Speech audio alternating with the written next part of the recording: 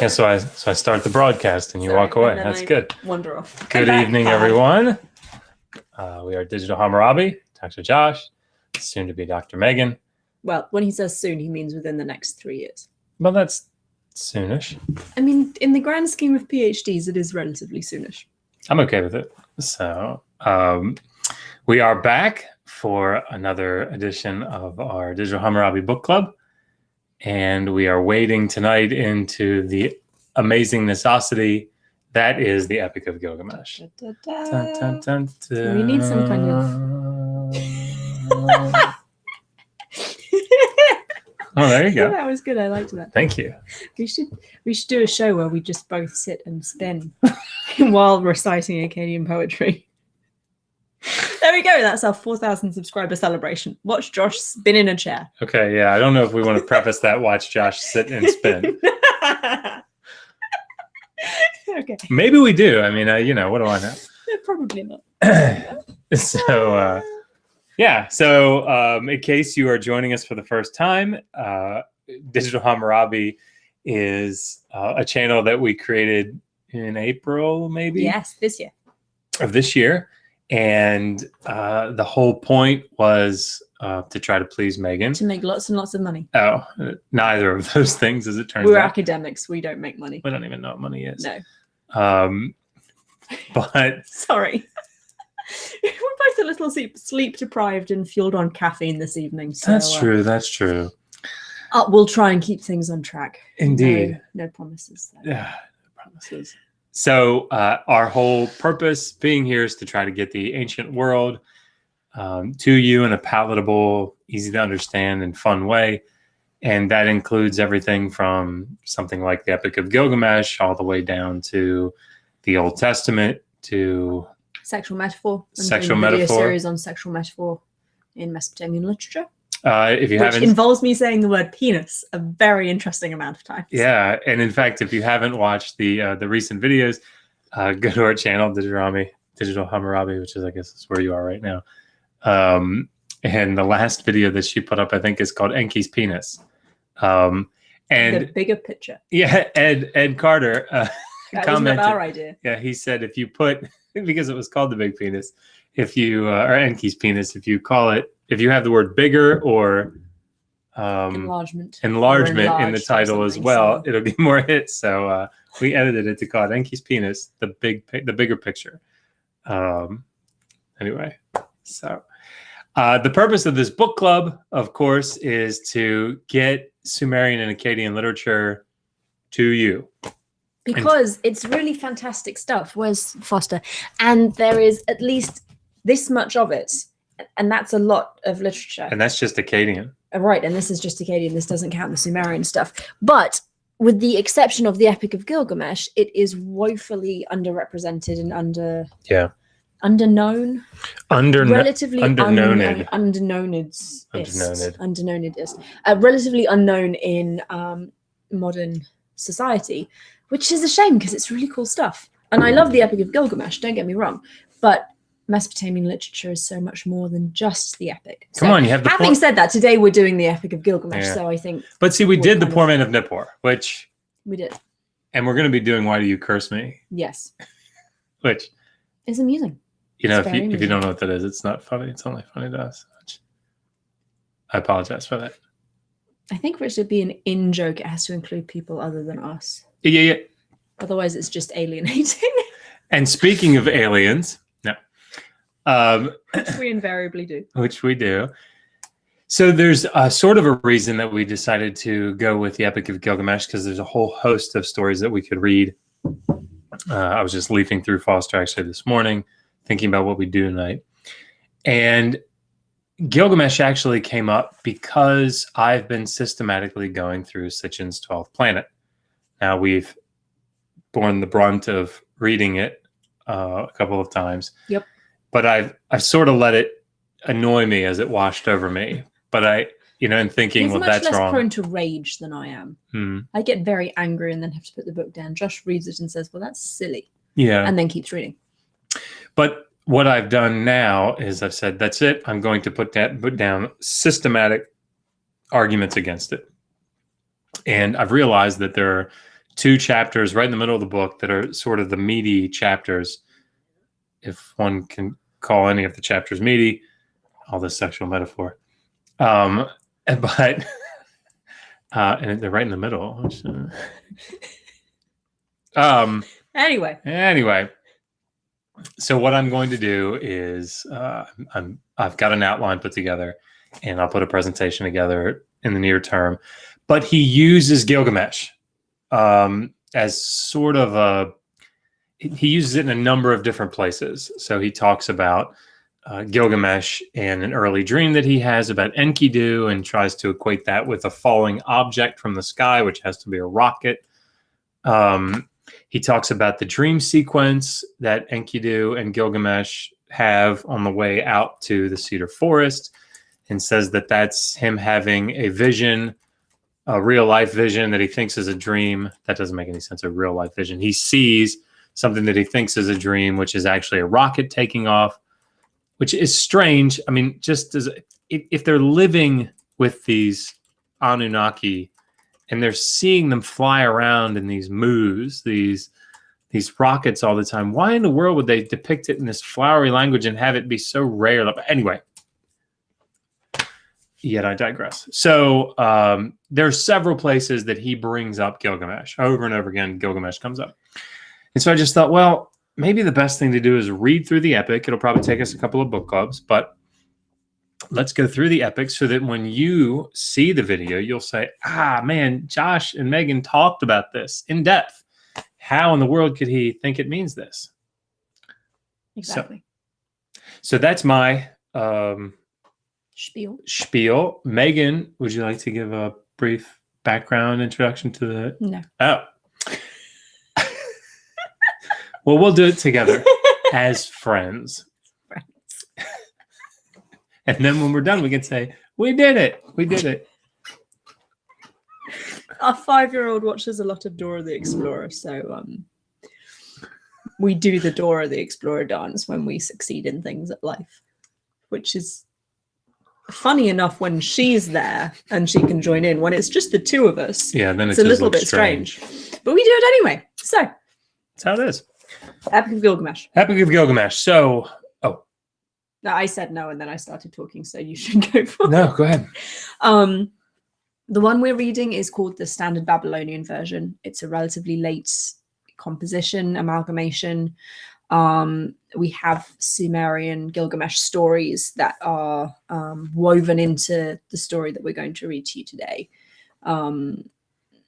And my brain is dying, so it's your turn now. Yeah, I think that's a great way to say it. And maybe the thing to talk about is and I keep going back to Sitchin, but one of the problems that people like Sitchin and just people in general have, and a lot of it is because Sumerian and Akkadian literature is not widely known and understood, is that they sort of condense all of the pieces of all the clay tablets that we have, all the extant copies of it, from all the different periods into just one story, right? And mix them all up, which he does over and over again.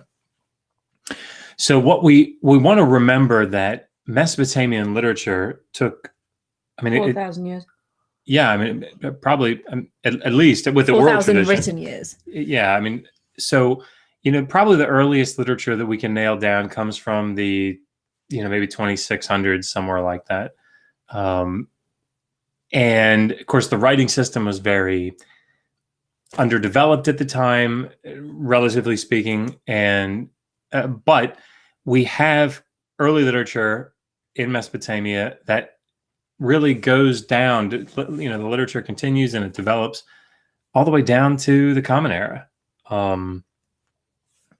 So you have 2,500 to 3,000 years of written tradition, and so with Gilgamesh in particular, there are several different stages through which the stories develop, I guess you could say. Originally, you have what we know of. We have individual Sumerian stories. And you can see all of these on the electronic text corpus of Sumerian literature, ETCSL. Megan is typing because she's going to put it in the side chat. But they're all there, and they're easy to read, I think, and a lot of fun. but they're individual stories about Gilgamesh and Gilgamesh and Enkidu and all the cool stuff that Gilgamesh does. but they're all in these individual Sumerian stories that are not, they have no common theme together, right? So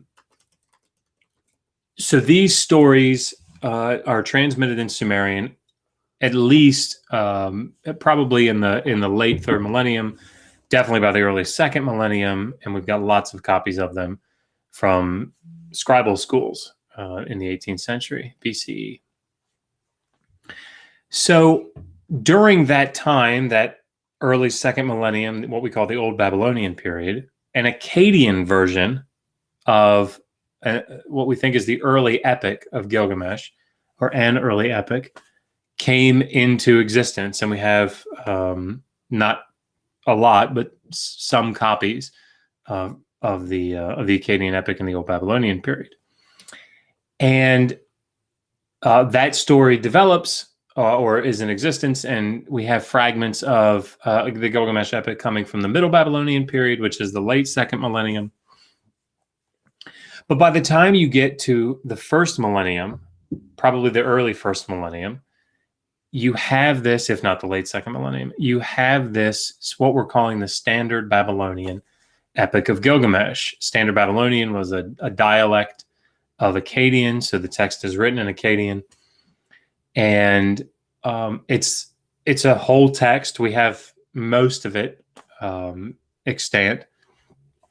Some of the parts that are broken, we can fill in with reasonable certainty from some of the earlier Akkadian versions of it, because they are quite similar.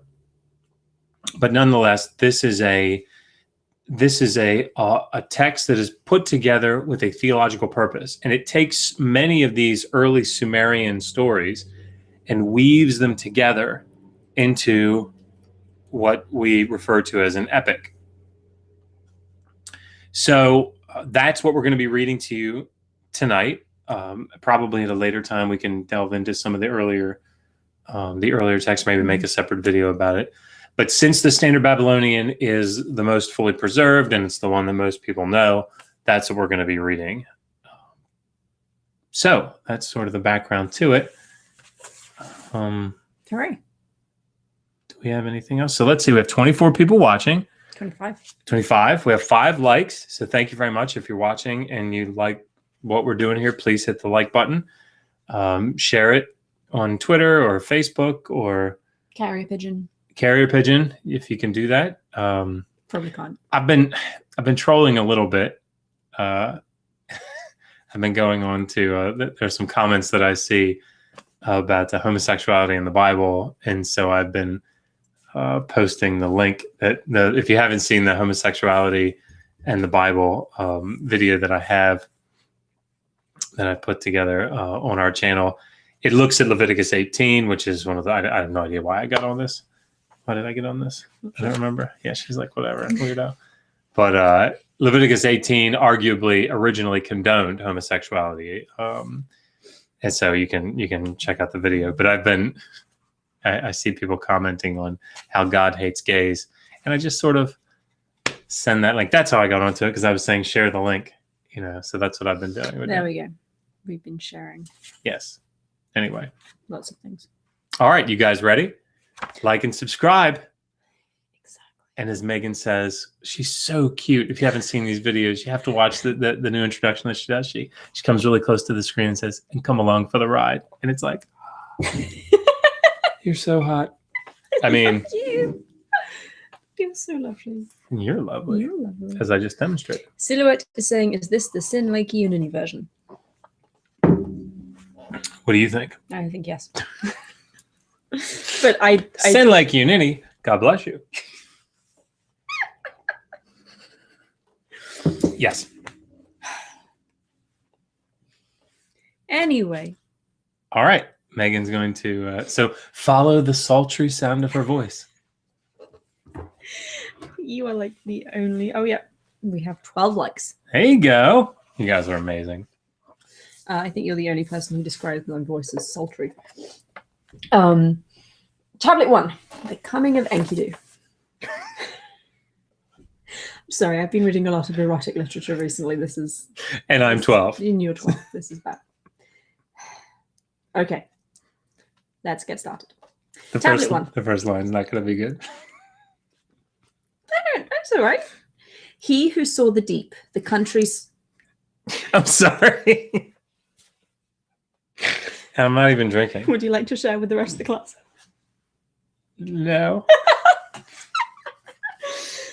Okay. He who saw the deep, the country's foundation, who knew, was wise in all matters. Gilgamesh, who saw the deep, the country's foundation, who knew, was wise in all matters. I'm going to stop right there. We normally say this at the beginning of every book club, and I completely forgot. If we pause, that means that there's a break in the text that we can't reliably reconstruct. Or we're having a mini stroke. Hopefully not that one. Hopefully not that one. Hopefully it just means there's a break and we're pausing to let you know that we don't know what goes in here. He, everywhere, and learnt of everything the sum of wisdom. He saw what was secret, discovered what was hidden. He brought back a tale from before the deluge. He came a far road, was weary, found peace, and set all his labours on a tablet of stone. He built the rampart of Uruk the sheepfold, of holy Eanna, the sacred storehouse. See its wall like a strand of wool, view its parapet that none could copy. Take the stairway of a bygone era, draw near to Eanna, seat of Ishtar the goddess that no later king could ever copy. Climb Uruk's wall and walk back and forth, survey its foundations, examine the brickwork. Were its bricks not fired in an oven? Did the 7 sages not lay its foundations? A square mile is city, a square mile date grove, a square mile is clay pit, half a square mile the temple of Ishtar, 3 square miles and a half is Uruk's expanse. See the tablet box of cedar, release its clasp of bronze, lift the lid of its secret, pick up the tablet of lapis lazuli and read out the travails of Gilgamesh, all that he went through. Okay, so let's stop there for a second, if you don't mind. No, please do. So we know from the older Akkadian version of this that introduction didn't exist, right? This is the first millennium introduction. And it's interesting because it's repeated at the end of the story, right? So at the end of tablet 11, you see essentially this again. And so as we read this sort of, what do they call that when the beginning is the end? There's a certain literary term for it. I can't remember. I call it bookending, but that's not an actual, that's just me being me. Now, basically, you read the story through and the beginning is exactly like the end, which essentially allows you to start the story over again, right? This is sort of a literary device. But the things that you notice in that introduction, I think, are very, very important because if you remember, we talked about how the Sumerian stories of Gilgamesh were individual. They were these individual stories, and that an old Babylonian Akkadian epic was put together, and then this first millennium epic. And they're stringing these stories together. They're putting a lot of these stories together into an epic that makes sense as a whole.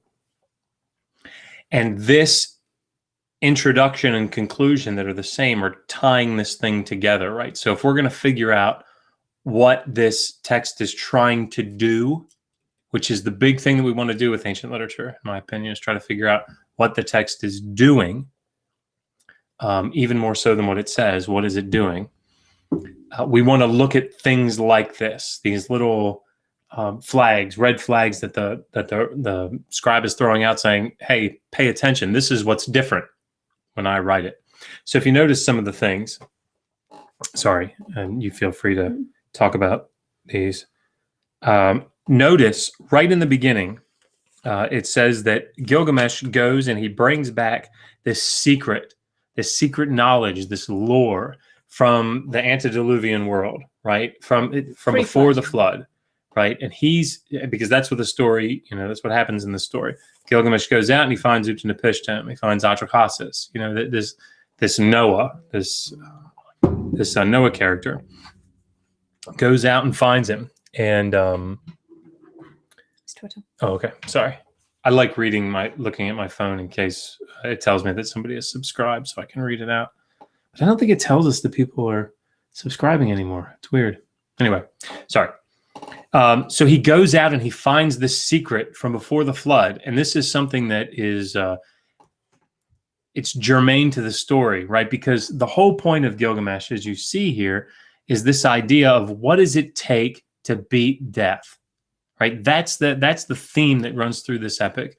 What does it take to beat death? Because Gilgamesh in the beginning of the story, as you're going to see, and I'm prefacing all this so that the story makes some sense.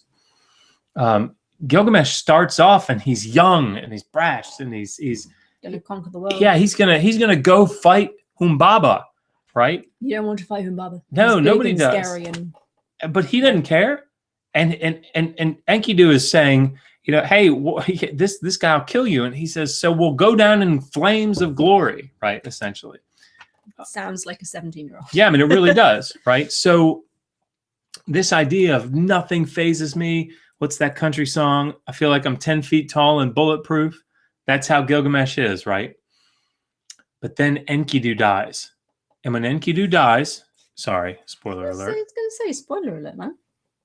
I'm teasing Karen. Oh, sorry. As Piper would say. Sorry. He realizes, he feels his mortality.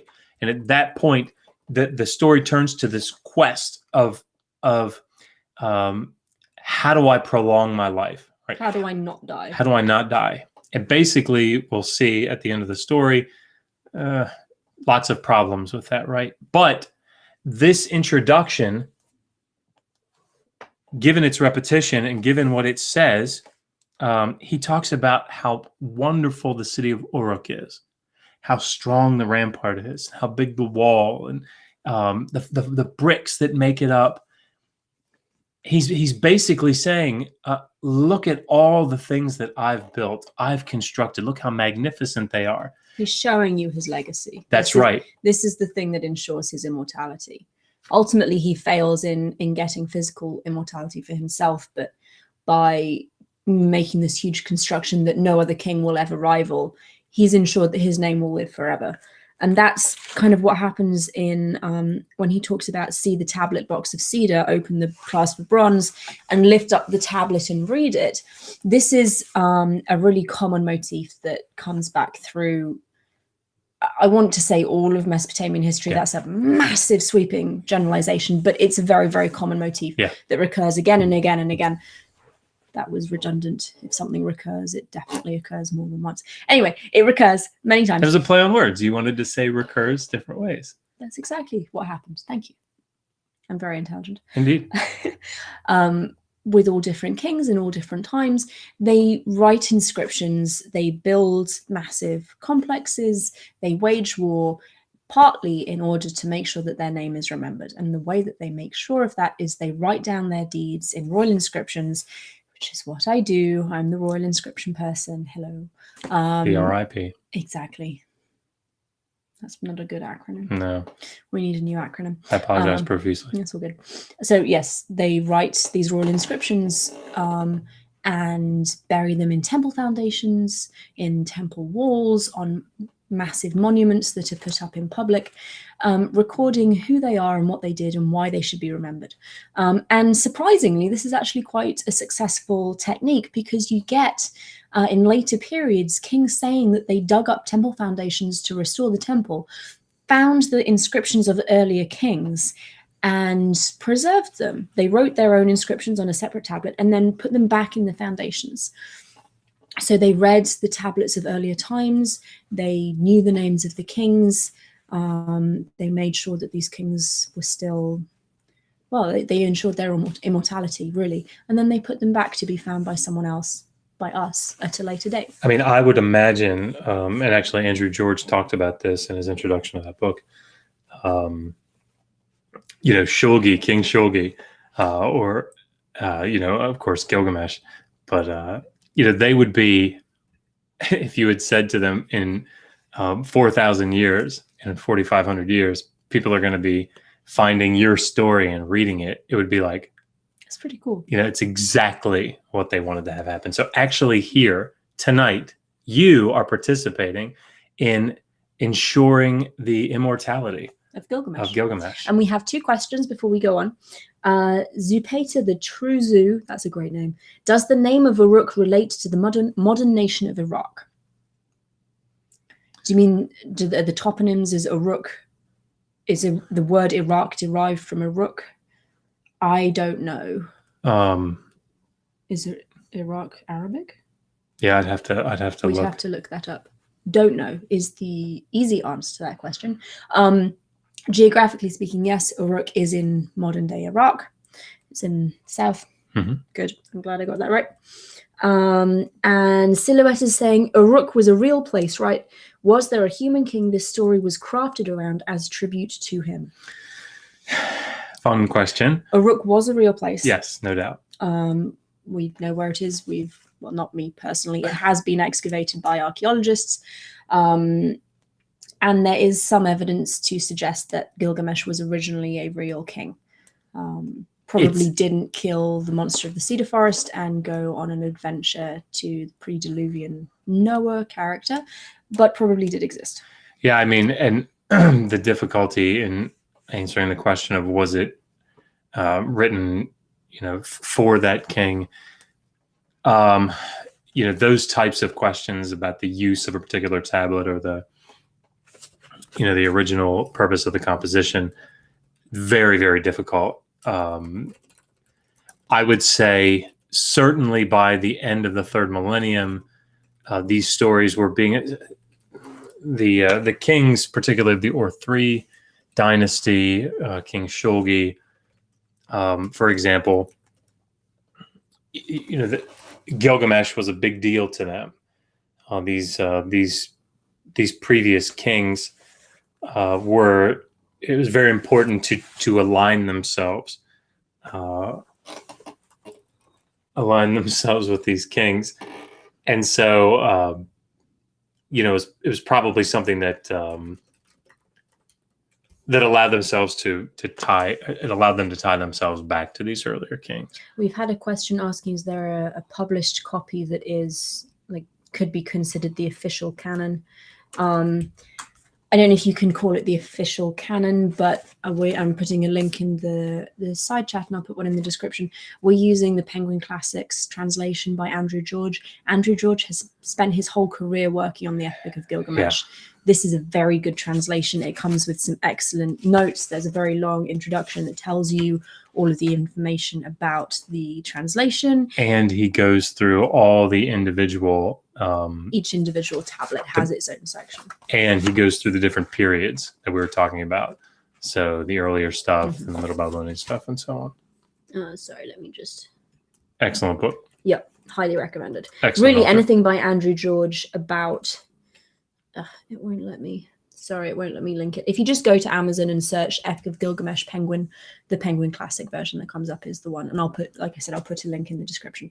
But yes, anything by Andrew George about Gilgamesh, you can pretty much take as gospel. Yeah.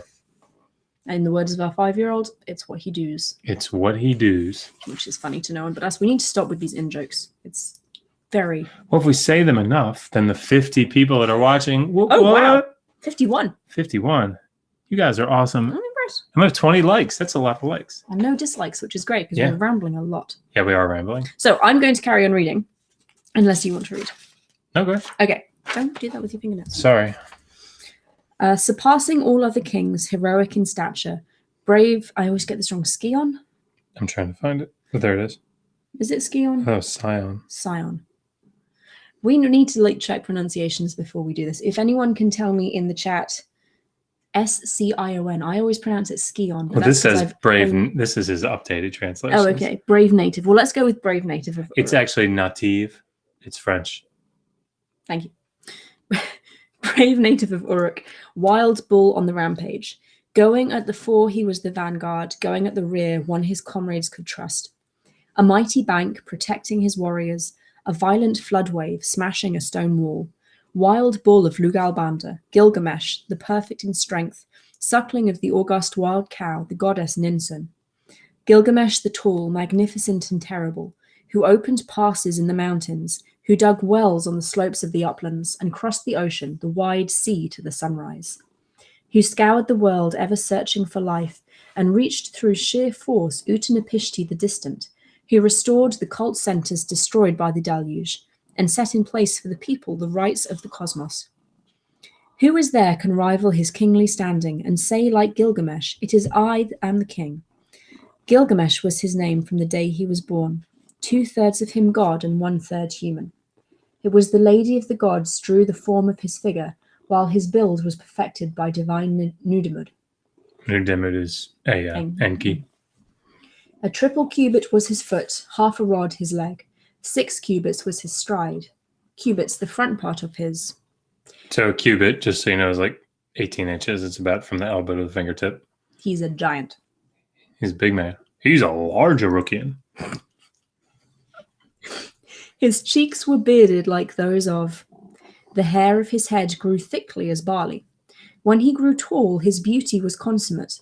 By earthly standards, he was most handsome. In Uruk the sheepfold, he walks back and forth, like a wild bull lording it, head held aloft. He has no equal when the weapons are banished. His companions are kept on their feet by his contests. The young men of Uruk he harries without warrant. Gilgamesh lets no son go free to his father. By day and by night his tyranny grows harsher. Gilgamesh, the guide of the teeming people. It is he who is shepherd of Uruk the sheepfold, but Gilgamesh lets no daughter go free to her mother. The women voiced their troubles to the goddesses. They brought their complaint before them. So, if we could, just for a second, when we talk about the role of the king in ancient Mesopotamia, there could be this idea that the king, he's at the top so he can do whatever he wants, but there really is this idea, and it's a very prominent idea, that the role of the king is to shepherd the people, right? He's to take care of them. So this is being contrasted here by Gilgamesh, who is, this semi-divine figure who is supposed to be caring for his people, and yet he doesn't let them rest day and night. He doesn't let any son go home or any daughter go. I mean, he's doing things to the people that are inappropriate for the position that he's in, and so they're drawing attention to it. And that's something that's going to set up, it's a literary thing that's being motif that's being set up here to show the reason for Enkidu coming in. Yep, Enkidu is necessary here, and we have Enkidu 5 watching. So you're very important here. There you go. Though powerful, preeminent, expert, and mighty, Gilgamesh lets no girl go free to her bridegroom. The warrior's daughter, the young man's bride, to their complaint the goddesses paid heed. The gods of heaven, the lords of initiative, to the god Anu they spoke. A savage wild bull you have bred in Uruk the sheepfold. He has no equal when his weapons are brandished. His companions are kept on their feet by his contests. The young men of Uruk he harries without warrant. Gilgamesh lets no son go free to his father. By day and by night his tyranny grows harsher. Yet he is the shepherd of Uruk the sheepfold. Gilgamesh, the guide of the teeming people. Though he is their shepherd and their protector, powerful, preeminent, expert, and mighty, Gilgamesh lets no girl go free to her bridegroom. The warrior's daughter, the young man's bride, to their complaint the god Anu paid heed. Let them summon Ururu, the great one. She it was created them, mankind so numerous. Let her create the equal of Gilgamesh, one mighty in strength, and let him vie with him, so Uruk may be rested. So, just for the interest of those watching, that last stanza that I read is actually not preserved. George has a note here, is not preserved in the main copy of the epic he's using, but it is preserved in a school tablet, which means that you can read through what is present in all the different tablets and then kind of fit them together like a giant jigsaw puzzle based on the lines that come above and below, and therefore fill in the holes in the text that you might have from the most recent or most extant copy. That's how we do our job. It is. They summoned Ururu, the Great One. You, Ururu, created mankind. Now fashion what Anu has thought of. Let him be a match for the storm of his heart. Let them vie with each other, so Uruk may be rested. The goddess Ururu heard these words. What Anu had thought of, she fashioned within her. The goddess Ururu, she washed her hands, took a pinch of clay, threw it down in the wild. In the wild, she created Enkidu, the hero. offspring of silence, knit strong by Ninurta. All his body is matted with hair. He bears long tresses like those of a woman. The hair of his head grows thickly as barley. He knows not a people, nor even a country. Coated in hair like the god of the animals, with the gazelles he grazes on grasses, joining the throng with the game at the waterhole, his heart delighting with the beasts in the water. A hunter, a trapper man, did come upon him by the waterhole. One day, a second and then a third, he came upon him by the waterhole. When the hunter saw him, his expression froze, but he with his herds, he went back to his lair. The hunter was troubled, subdued and silent. His mood was despondent, his features gloomy. In his heart there was sorrow, his face resembled one come from afar. The hunter opened his mouth to speak, saying to his father, "My father, there was a man came by the waterhole. Mightiest in the land, strength he possesses. His strength is as mighty as a rock from the sky. Over the hills he roams all day. Always with the herd he grazes on grasses. Always his tracks are found by the waterhole. I am afraid, and I dare not approach him.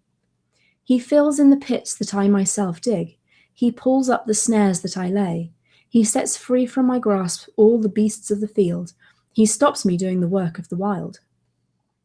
His father opened his mouth to speak, saying to the hunter, "My son, in the city of Uruk, go and seek out Gilgamesh." In his presence, his strength is as mighty as a rock from the sky. Take the road, set your face toward Uruk. Do not rely on the strength of a man. Go, my son, and fetch Shamhat the harlot. Her allure is a match for even the mighty. When the herd comes down to the waterhole, she should strip off her raiment to reveal her charms. He will see her and will approach her. His herd will spurn him, though he grew up amongst it. Paying heed to the advice of his father, the hunter went off, set out on the journey. So maybe we should just take a second and make sure everybody's with us in case you just joined us. So that the story here, Gilgamesh is really causing a lot of problems for the people that he's supposed to be caring for. And so the goddess Oruru, who's in charge of creating things, at least some things, she creates Enkidu, this essentially beast-like human out in the wild. And he's familiar with all the animals. He runs around as an animal, drinks at the water hole, and runs with the gazelles, all these things. Okay. No, you finish. Oh, so there's a hunter that comes, and he's trying to catch, obviously, these animals as part of his livelihood. And all the traps that he sets, all the holes that he digs to catch these animals, Enkidu fills in the holes, destroys the traps, and is making it so this guy can't perform can't do his job. So he goes to his father and says, "What do I do?" And the father says, "Go to Uruk and get this prostitute. Her name is Shamhat, and bring Shamhat out there and have her have sex with Enkidu. And when she does, he'll turn into a man, like a full man. And then the animals won't want to have anything to do with him, and that'll solve your problem." We have someone in the comments, we have Infinite Blast, saying that we don't actually have an awful lot of the Epic of Gilgamesh preserved. He's saying that the originals were written in Sumerian and were essentially written in verse before the rules of verse were ever established. And if you tried a direct translation, it would be quite an effort to read. You're right. The very first stories about Gilgamesh were indeed written in Sumerian. I'm assuming you're new to the channel. Josh and I both read Sumerian. Josh graduated with his PhD in Assyriology 2016. I am 7 years into my PhD. I have translated some of the Sumerian of Gilgamesh in classes. I can't remember which particular story. We're not reading the Sumerian version. We're reading an English translation of the standard Babylonian epic, which is a much later composition written in Akkadian.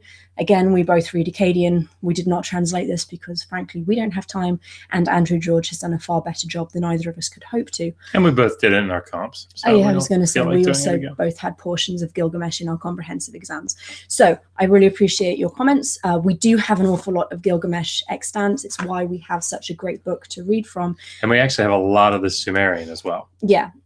So They're very old. The remnants, you're right, are written on clay tablets, but we have quite a lot of them left. And see, this is the reason, honestly, this is the reason that I think it's so cool that we can do this channel, because look, this is the information that's out there, right? I mean, I don't remember the person's name, but I'm not saying anything bad about them at all. I mean, this is what I would think, right? I mean, because nobody knows anything. It's seemingly we've done a very poor job as a Syriologist getting this information out there, and so I think it's awesome that we have comments like this and questions like this, because it allows us to say, I know that's the information that's out there, but maybe we can correct a little bit, or augment it, or whatever. Yeah, I don't remember what I was saying. I know. You should read some. Okay, I will read. Oh, I'll tell you what. Let me read it from here so that we stay consistent. This is. I'm looking at Andrew George's. More recent 2003, 2005. Oh. Siri wants to join in the party. Leave me alone. What are you doing? That's the critical edition of it that he did. It's like his magnum opus. It's fantastic. But to keep the... Anyway, where did we leave off? Yep, paying heed. Yep. Paying heed to the advice of his father, the hunter went off, set out on the journey. He took the road, set his face toward Uruk. Before Gilgamesh the king, he spoke these words. There was a man came by the water hole, mightiest in the land, strength he possesses. His strength is as mighty as a rock from the sky, which is interesting because this is how Enkidu is described later in the text, in a dream that Gilgamesh has. Anyway, over the hills he roams all day.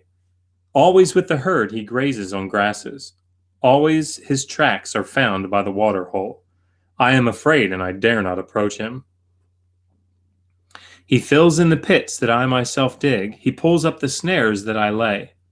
He sets free from my grasp all the beasts of the field. He stops me doing the work of the wild. So Gilgamesh to him, to the hunter. Said Gilgamesh to him, to the hunter. Go, hunter, take with you Shamhat the harlot. When the herd comes down to the water hole, she should strip off her raiment to reveal her charms. He will see her and will approach her. His herd will spurn him, though he grew up amongst it. Off went the hunter, taking Shamhat the harlot. They set out on the road. They started the journey. On the third day they came to their destination. Hunter and harlot sat down there to wait. One day and a second day they waited by the water hole. Then the herd came down to drink the water. The game arrived, their hearts delighting in the water, and Enkidu also, born in the uplands. With the gazelles he grazed on grasses, joining the throng with the game at the waterhole, his heart delighting with the beasts in the water. Then Shamhat saw him, the child of nature, the savage man in the midst of the wild. There is he, Shamhat, uncradle your bosom, bare your sex, let him take in your charms. Do not recoil, but take in his scent. He will see you and will approach you. Spread your clothing so that he may lie on you. Do for the man the work of a woman. Let his passion caress and embrace you. His herd will spurn him, though he grew up amongst it. Did you want to do some 70s porn music in the background? I did consider it. I did strongly consider it. Shamhat unfastened. I feel like you should be reading this part. Sure. Just because you have the voice for it. Right there. Oh, thank you. Shamhat unfastened the cloth of her loins. She bared her sex, and he took in her charms. She did not recoil. She took in his scent. She spread her clothing, and he lay upon her. She did for the man the work of a woman. His passion caressed and embraced her. For 6 days and 7 nights, Enkidu was erect as he coupled with Shamhat. It's at that point, people, you need to call the Viagra company, say, I've had an erection for more than 4 hours. What do you suggest? I've had one for more than 4 days. When with her delights he was fully sated, he turned his gaze to his herd. The gazelles saw Enkidu. They started to run. The beasts of the field shied away from his presence. Enkidu had defiled his body so pure, his legs stood still, though his herd was in motion. Enkidu was weakened, could not run as before, but now he had reason and wide understanding. He came back and sat at the feet of the harlot, watching the harlot, observing her features. Then to the harlot's words he listened intently as Shamhat talked to him, to Enkidu. You are handsome, Enkidu, you are just like a god. Why with the beasts do you wander the wild? Come, I will take you to Uruk the sheepfold, to the sacred temple, home of Anu and Ishtar. And this is sort of a trope that we see throughout Mesopotamian literature, Sumerian, Akkadian, this us and them sort of thing. So you have the civilized people that live in the city, you know, they participate in civilization. And then you have sort of the animal-like people out there in the wild, and you know, people from the mountains, and these are the foreigners that they don't know civilization. They eat raw meat. They're the weirdos out there, right? And so this is showing that transition. So notice he's this powerful animal-like creature out in the wild, but he can't think, right? He's dumb, right? And so now by sex, right? I mean, it's symbolic sex. It's not just sexy sex. It's like civilizing force and but also sex. But also sex, you know, with the penis. And sorry, we just have to say it. We do. That's we do. We lost a person when I said that, so I don't know. Sorry. But what the hell was I talking about? Sorry, I derailed. No, it's okay. But now it says he can think, right? He's human. He can't run with the gazelles, but now he's becoming civilized. And Shamhat is saying, hey, don't be one of them, right? Look, you're handsome and you're like a god. Why are you out there roaming? And why are you out there? You could be with us. You could be in civilization. You could be, you know, with the best of the best. Yep. So. And also, as she's going to go on and say, you could be with Gilgamesh, who is like the best man out of all the men in the world. You have a very beautiful face. I don't know. You have a very beautiful face. So I can see yours too. Yeah. See? And your shirt matches your eyes. Oh. Sorry, everyone. We get lost in each other for every once in a while. Okay. It's a good thing we're married. Sorry. Well, Gilgamesh is perfect in strength, like a wild bull lording it over the menfolk. So she spoke to him, and her word found favor. He knew by instinct he should seek a friend. Said Enkidu to her, to the harlot, come, Shamhat, take me along to the sacred temple, holy home of Anu and Ishtar, where Gilgamesh is perfect in strength, like a wild bull lording it over the menfolk. I will challenge him, for my strength is mighty. I will vaunt myself in Uruk, saying, I am the mightiest. There I shall change the way things are ordered. One born in the wild is mighty, strength he possesses. And now Shamhat speaks. Let the people see your face. That exists, I know indeed. Go, Enkidu, to Uruk the sheepfold, where young men are girt with waistbands. Every day in Uruk there is a festival. The drums there rap out the beat, and there are harlots, most comely of figure, graced with charm and full of delights. Even the aged they rouse from their beds. O Enkidu, as yet so ignorant of life, I will show you Gilgamesh, a man happy and carefree. Look at him, regard his features. He is fair in manhood, dignified in bearing, graced with charm is his whole person. He has a strength more mighty than yours. Unsleeping he is by day and by night. O Enkidu, cast aside your sinful thoughts. Gilgamesh it is whom divine Shamash loves. The gods Anu, Enlil, and Ea have broadened his wisdom. Before you even came from the uplands, Gilgamesh in Uruk was seeing you in dreams. Gilgamesh rose to relate a dream, saying to his mother, O mother, this is the dream I had in the night. The stars of the heaven appeared above me. Like a rock from the sky, one fell down before me. I lifted it up, but it weighed too much for me.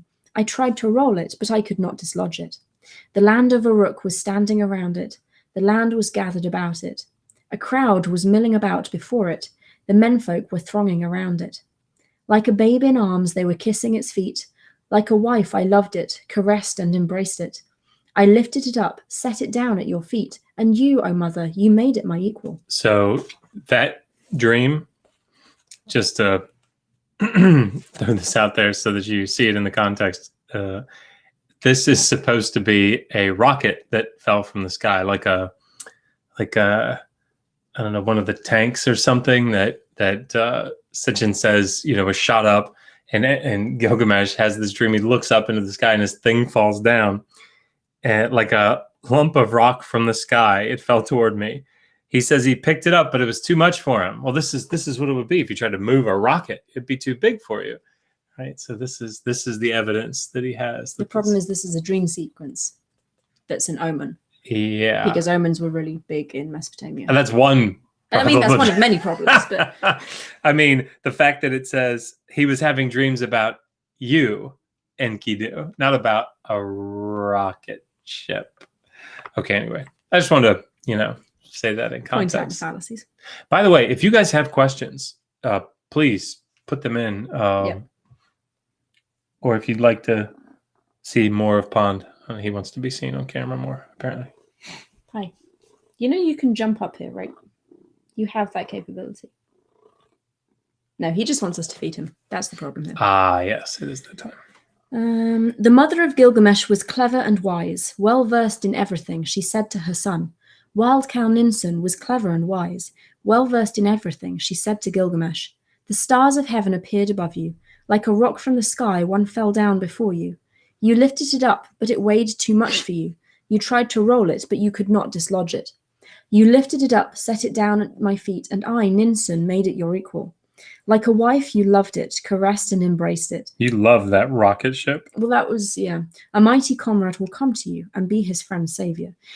That's, if you take just that little bit, the stars of heaven appeared before me, and I tried to pick it up and I couldn't, and it was too heavy. If you just take that sure, and say, oh, it's a rocket ship, then, I mean, maybe. The problem is that the context of the whole passage tells you that actually it's not a rocket ship, because it's something that Gilgamesh is made, that Ninsun makes Gilgamesh as equal, implying it's probably inanimate, probably a person, and that Gilgamesh has a relationship with this thing that fell from the sky. So again, probably not a rocket. Yeah, probably.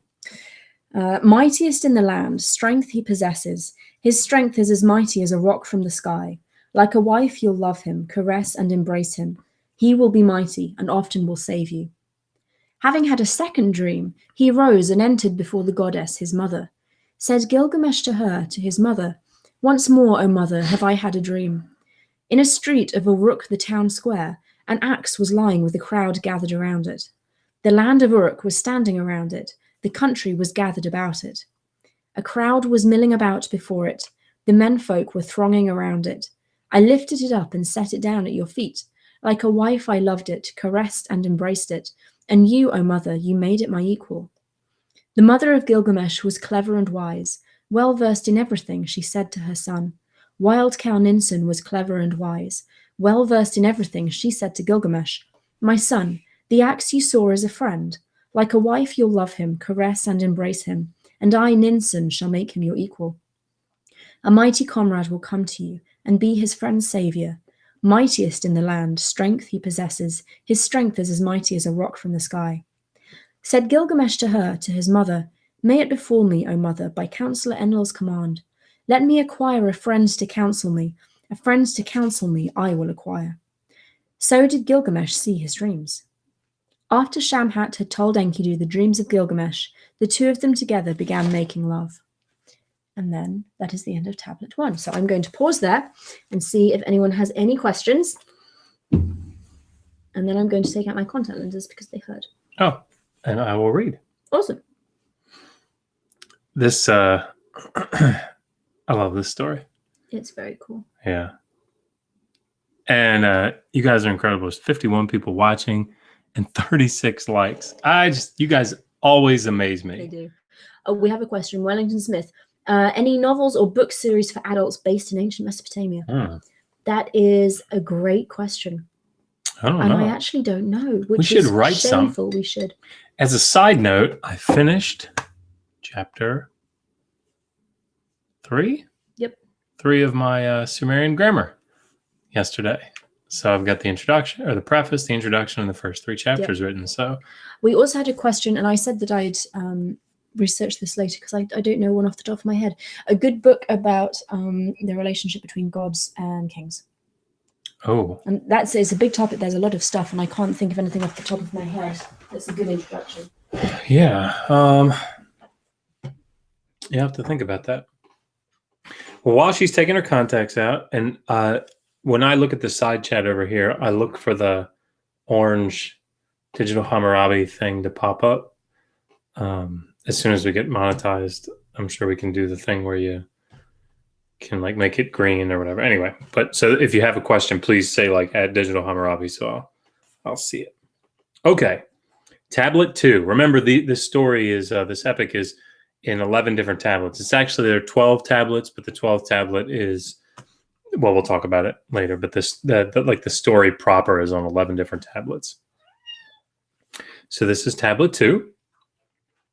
Enkidu was sitting before her. While the two of them together were making love, he forgot the wild where he was born. For 7 days and 7 nights, Enkidu was erect and coupled with Shamkat.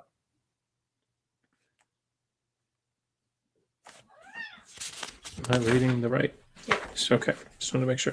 That repeats. Yeah. So when you switch from one to the other, you feel like you're. Oh, sorry. I see a question. Oh, no. Okay. The harlot opened her mouth, saying to Enkidu, "As I look at you, Enkidu, you are like a god. Why with the beast do you wander the wild? Come, I will lead you to Uruk, the town square, to the sacred temple, the home of Anu. Enkidu, arise, let me take you to the temple of Eanna, the home of Anu. Where men are engaged in labors of skill, you too, like a man, will find a place for yourself." Her words he heard, her speech found favor. The counsel of a woman struck home in his heart. She stripped and clothed him in part of her garment. The other part she put on herself. By the hand she took him, like a god she led him. To the shepherd's camp, the site of the sheep pen. The band of shepherds was gathered around him, talking about him among themselves. Sorry, did you? Okay, you're gonna. We do have a couple of questions. Sure. First question, is the serpent that steals the tree of life, the plant of life, in any way related to the serpent in the Garden of Eden in the Bible?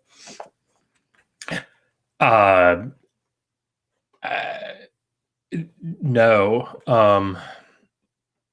I mean, I can't think of any connection that there might be, and I don't know that anybody that's posited one. Apart from that they're both snakes. Yeah, I mean, so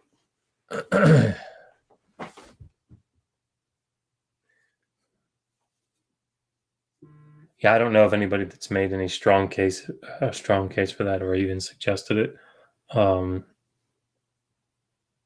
I don't know what connection there would be. I mean, obviously there's snake, and it's a plant, and there's a plant described in Genesis 3, but one is completely different contexts, and I would say ostensibly that the serpent that's being described in Genesis 3, that motif is picked up later as as like a powerful sort of serpent to some degree.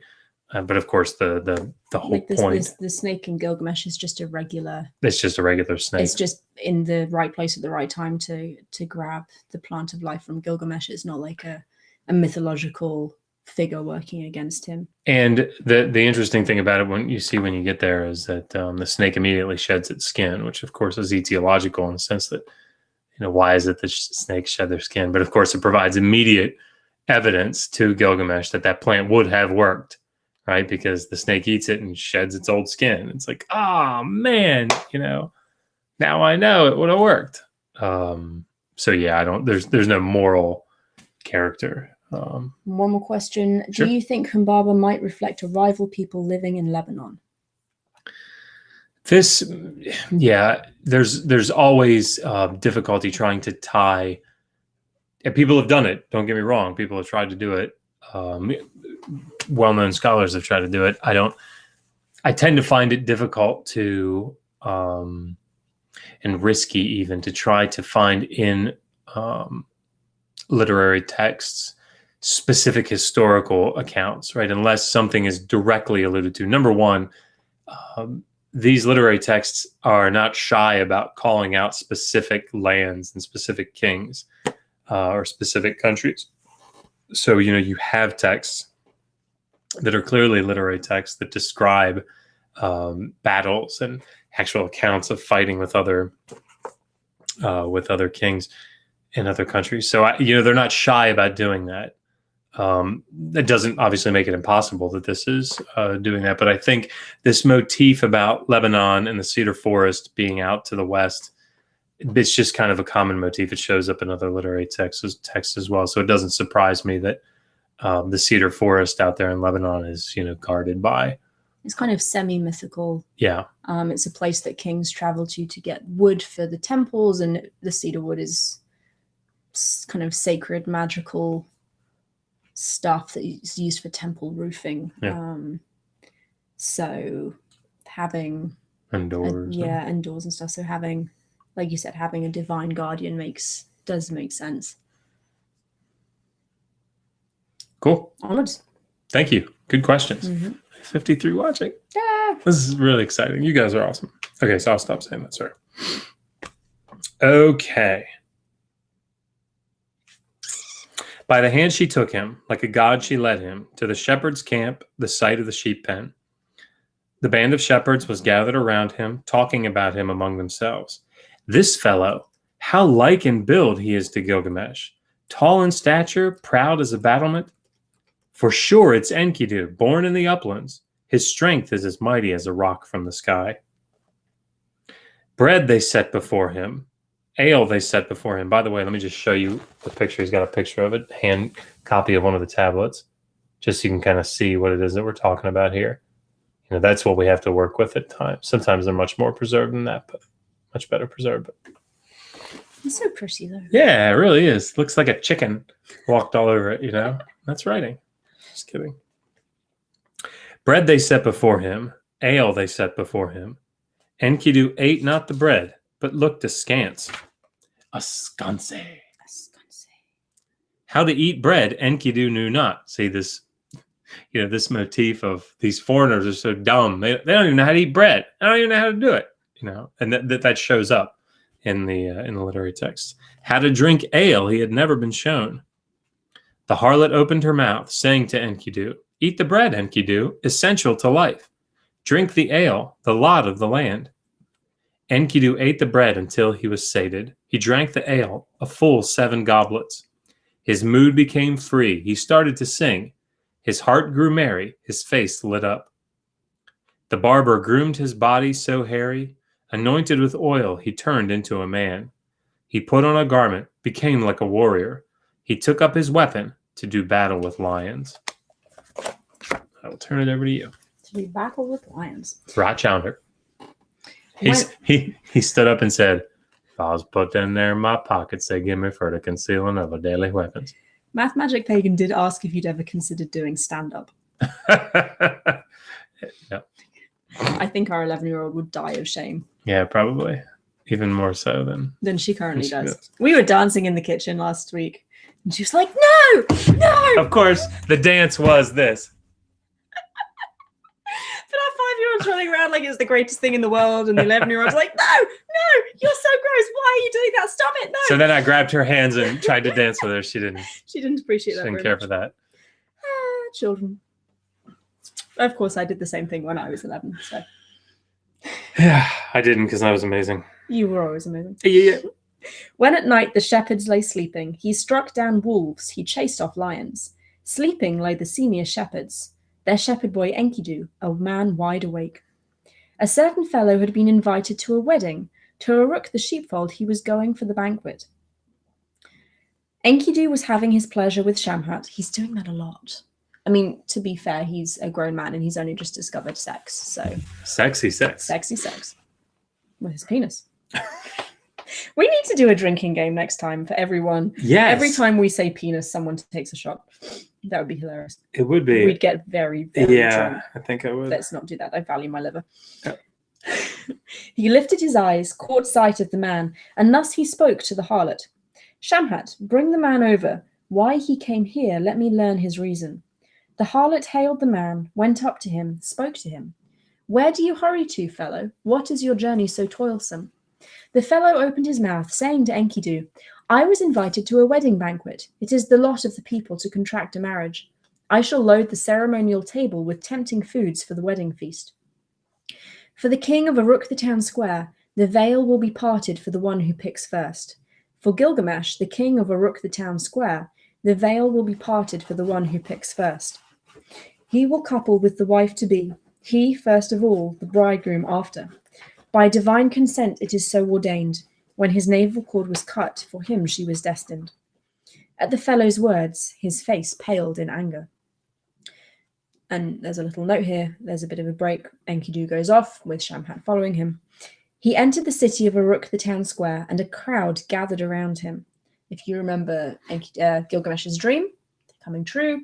No rocket ship, but he does have a friend in the making. It must be true, because look, prophecy. This is prophecy, and it's coming true. And this is before the biblical text prophesied. So I don't know. It works. Someone's been doing a lot of reading about biblical prophecy. Yeah, pretty soon, just so all 52 of you watching,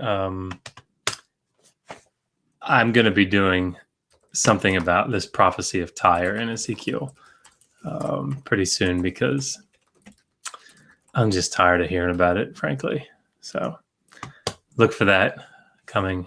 The prophecy failed, just so that everybody's clear about that. I've heard all these arguments about how it didn't actually fail, and you can read the pronouns differently. There's a Hebrew word for that. It's called bullshit. What we need to do is find the Hebrew word for bullshit. And then you can use that and sound very erudite. And then someone can say, well, I don't speak Hebrew. What does that mean? And you can say bullshit. Yeah. All right. I'm down. Awesome. So Enkidu has gone off to Uruk and is standing in the square. And there's a crowd gathering around him. He came to a halt in the streets of Uruk, the town square. All gathered about. The people discussed him. In build, he is the image of Gilgamesh, but shorter in stature and bigger of bone. For sure it's the one who was born in the uplands. Animal's milk is what he was suckled on. In Uruk they held regular festivals of sacrifice. Young men made merry, set up a champion. For the fellow whose features were fair, for Gilgamesh, like a god, was set up a rival. For the goddess of weddings the bed was laid out. Gilgamesh met with the maiden by night. Forward came Enkidu. He stood in the street, blocking the path of Gilgamesh.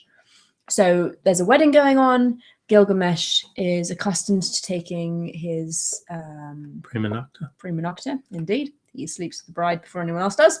It's one of the benefits of being a king, or a feudal lord, or one of those kinds of people.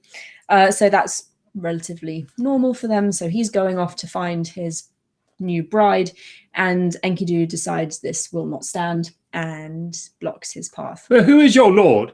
We don't have a lord. What? I told you. We're an autonomous commune. Okay, sorry. I don't know that part well enough to actually go with you on it. There's some lovely fields down here. Isn't he called Dennis? Dennis? When you're called Dennis. So we have decided for one of these 1,000 marks that we're gonna do the reading. We're going to read something that is befitting, and we're going to do the Monty Python. And Saint Attila raised the holy hand grenade on high, saying, "O Lord, blessed thou thine holy hand grenade of Antioch." We're going to do it in that voice. It's going to be great. So, we have a question. Is Josh going to continue to talk like this? Please discontinue. Silhouette is asking, is the prima nocta thing a common thing in the culture, or was it just Gilgamesh? I don't know. It's not something I've come across elsewhere in Mesopotamian literature.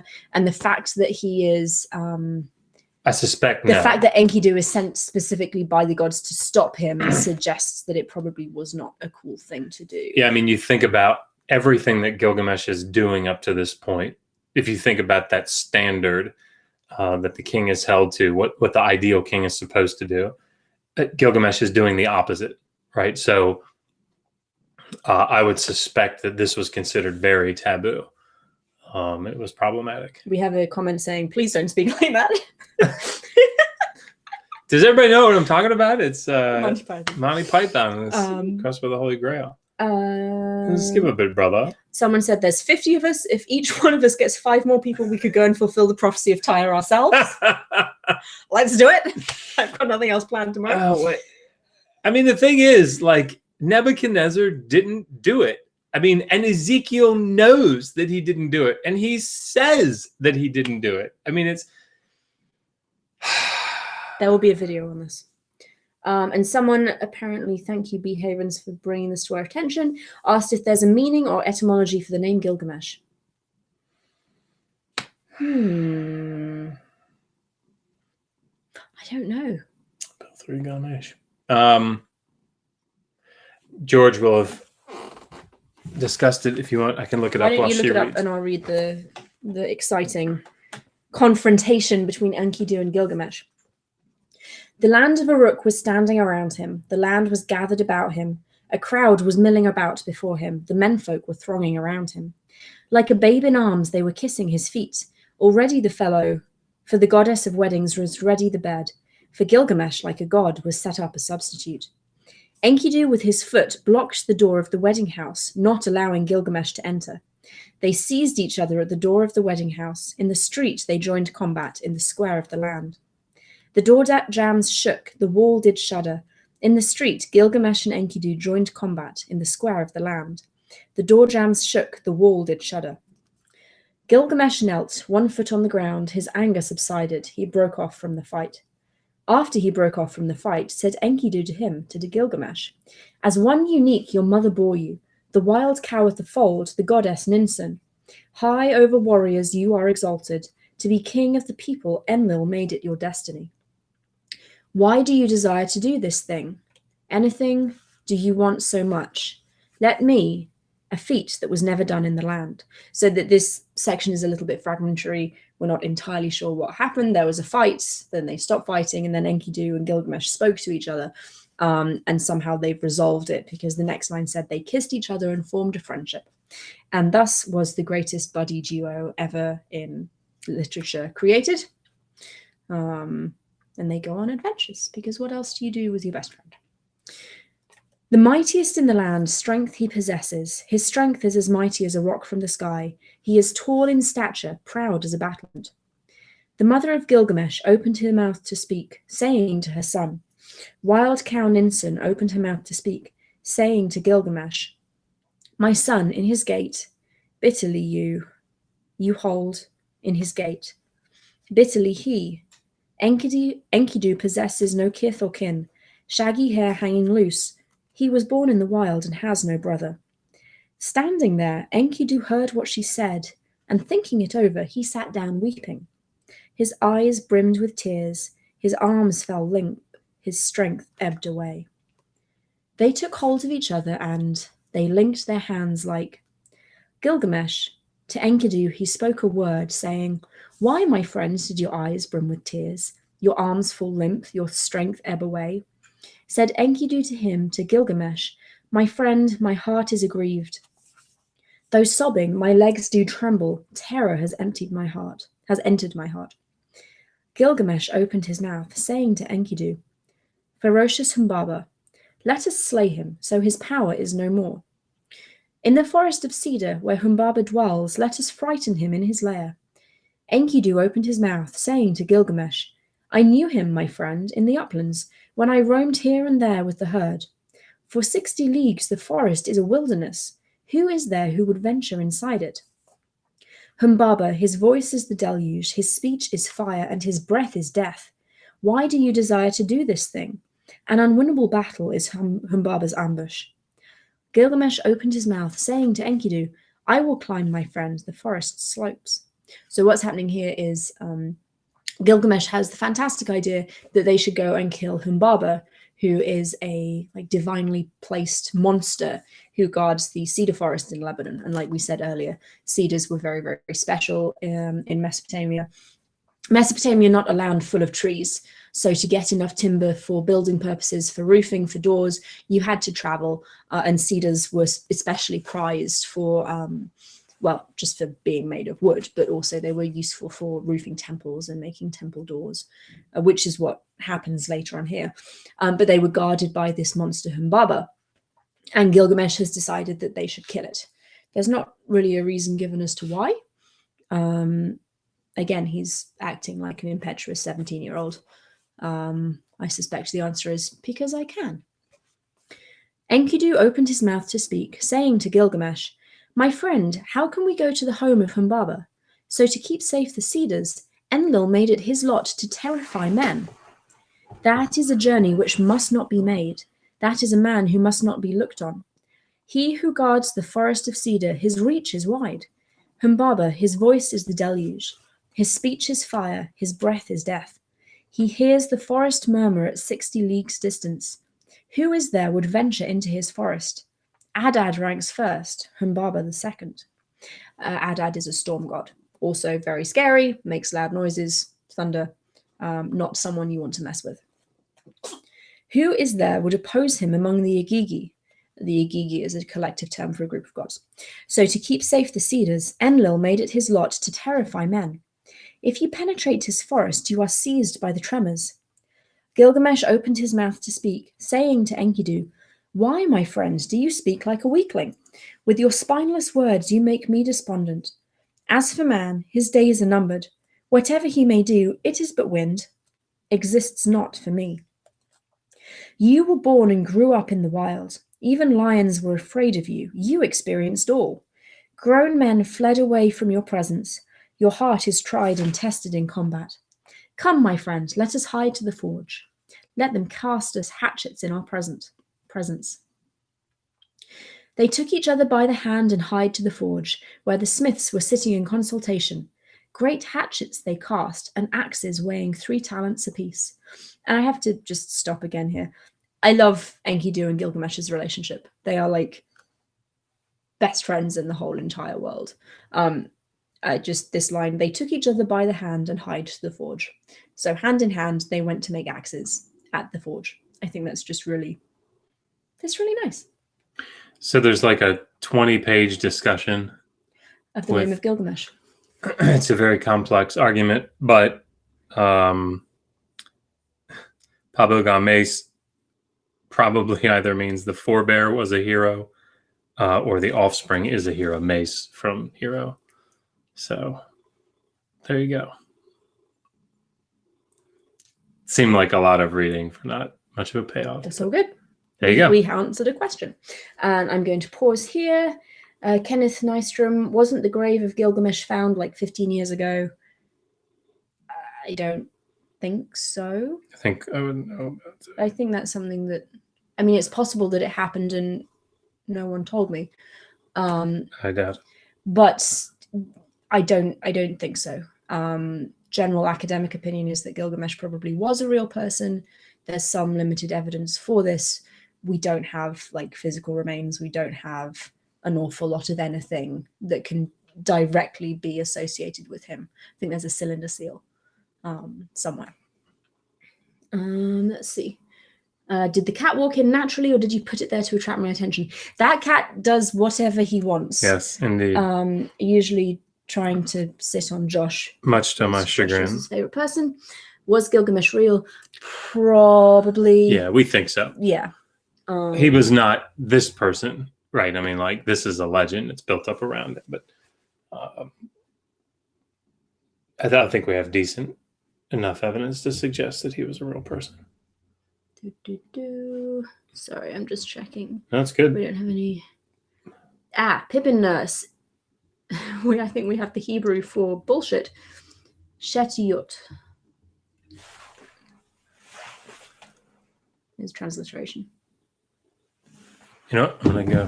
Who's gonna go and find it in Hebrew? Yeah, I have a real tough time reading Hebrew and transliteration for some reason.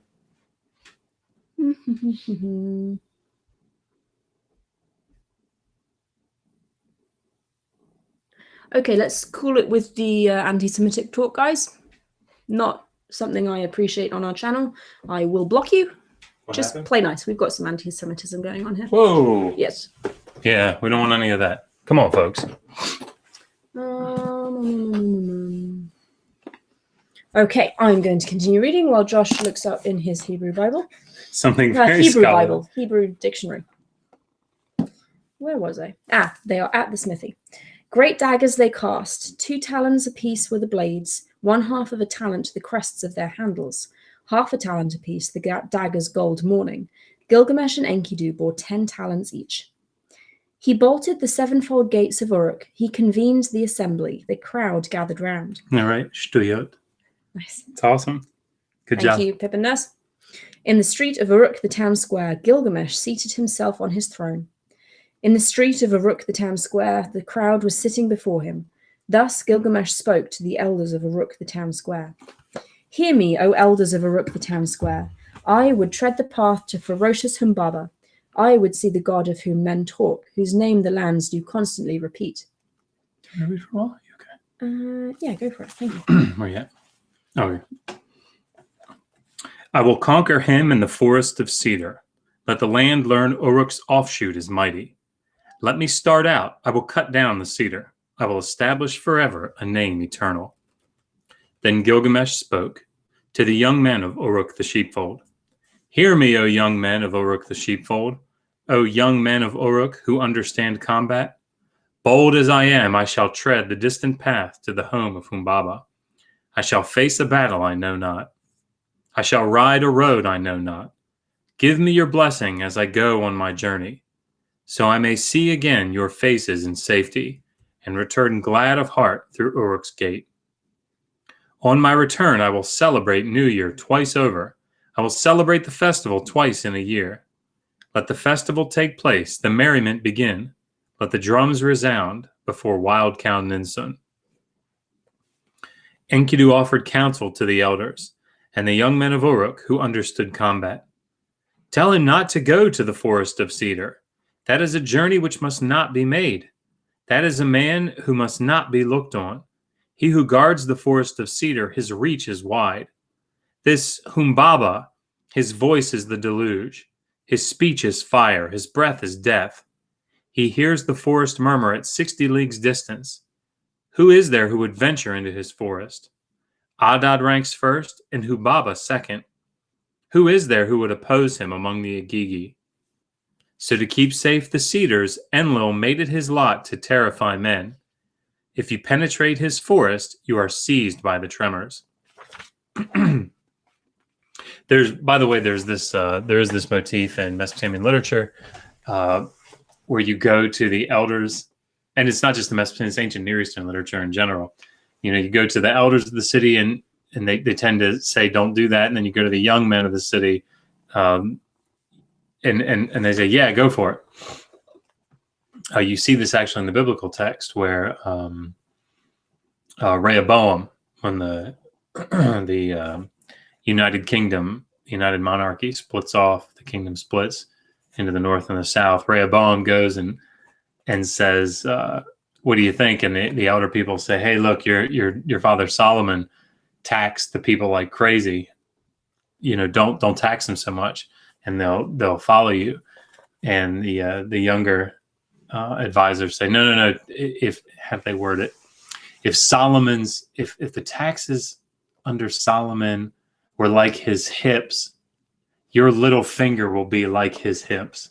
Something like, I mean, it's like if you think he taxed him, you should tax him 100 times more. So of course he does, and the kingdom revolts and splits, and Jeroboam takes the north and Rehoboam takes the side. Anyway, the whole motif of move on. We have a question before you do. Oh yeah. Are there any etymological relationships between the names of Noah, Utanapishtim, and other antediluvian worthies? What do these names mean? Well, Noach is like from rest. Utanapishtim is like one of distant days. Sudra, life. Sudra is one of long life. Yeah, so I mean it's different. Noah's name is probably talking about the rest that takes place after the flood, because there was so much wickedness in humanity. But no, there's obviously correlation between the Mesopotamian names, but not. Someone is now asking, what about Atrahasis? I'm letting Josh answer these because my philological I don't have it in my brain right now because I haven't done translation. Sure, yeah. No, I mean, Yeah, believe me, she knows all this stuff. She just hasn't done it in a little while. Atram Khasis is like exceedingly wise. Atra is from Watra, Watar, and then Khasis, wise. So one of broad wisdom. And of course, this plays in, right? This is the whole point. Actually, Dr. Steve Tinney did a great lecture about this on Penn Museum's website or YouTube channel or something. Talking about the purpose of the Apkallu, these sages, their relationship to Enki and his wisdom, and then of course the Atrahasis or the Gilgamesh Tablet 11 story. One of the things that Enki Ea is so concerned about in the flood is saving the wisdom that he's given to humanity, right? So by saving Ziusudra or Atrahasis, the one of wide, exceedingly wise, he's keeping that wisdom alive, right? But of course, then he gets sent out to one of the Nagu, right? One of the the far-flung places. If you look at the Babylonian map of the world, we have a video on that on the channel. You can see what I'm talking about. That's where he's at. And so Gilgamesh has to go out there to get him. He's got to go to the other end of the world, right? And that's why he says in the beginning of the text to bring back the secret lore, to bring back that wisdom and knowledge, and so from before the flood. It's very important. It is. It's a good question. Mark of civilization. Yeah. What else you got? That's it. We're good. Cool. Yep. All right. The senior advisors rose. Good counsel they offered Gilgamesh. You are young, Gilgamesh, borne along by emotion. All that you talk of, you don't understand. You are 17. Something you want to say. Sit your ass down. Sorry. This Humbaba, his voice is the deluge. His speech is fire. His breath is death. They came up with this on their own, I think. He hears the forest murmur at 60 leagues distance. Who is there who would venture into his forest? Adad ranks first and Humbaba second. Who is there who would oppose him among the Agigi? So to keep safe the cedars, Enlil made it his lot to terrify men. Gilgamesh heard the words of the senior advisors. He looked with a laugh at Enkidu. Now, my friend, how frightened I am. In fear of him shall I change my mind? End of tablet 2. You want to read? We're doing pretty well. Yeah, indeed. Are there any questions before we move on to tablet 3? Is everybody playing nice? How long is a league in this time? Oh, that's a great question. Have a look it up. He speaks for the trees. Humbaba does speak for the trees. He is, in fact, the Lorax. Just bigger and meaner and probably could eat you. What's a Lorax? Is it a secret? Really? A secret weapon? No. The axe of lore? No. Is there any version where Enkidu becomes an ascended being after dying? No. He becomes a descended being. He does. He goes down into the underworld. But I guess at one point he ascends. And then he goes back down again. No. Nothing like that at all. When you die in Mesopotamia, you go down into the underworld. If you're very lucky and very famous like Gilgamesh, you might be made into a god of the underworld. What was I looking at? The Lorax? No. You were looking up. I don't remember. We're good at this. Damn it. No, I don't know.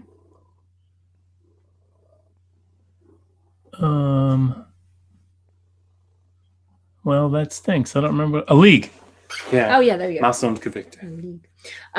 Yeah, so when you die in Mesopotamia, you go down to the underworld. Like I said, you may be lucky enough to be made a god or a judge of the underworld. Everyone else is kind of condemned to wait and hope that their ancestors, well, not their ancestors, their descendants give them decent food offerings and give it to them regularly, because otherwise you have to eat dust. No one wants to eat dust. It's not a pleasant thing. Okay. Josh is looking up what a league is. I'm going to start reading Tablet 3. Hooray! The elders of Uruk the sheepfold spoke to Gilgamesh. To Uruk's key, come back in safety. Do not rely, O Gilgamesh, on your strength alone. Look long and hard, land a blow you can count on. Who goes in front saves his companion. Who knows the road protects his friend.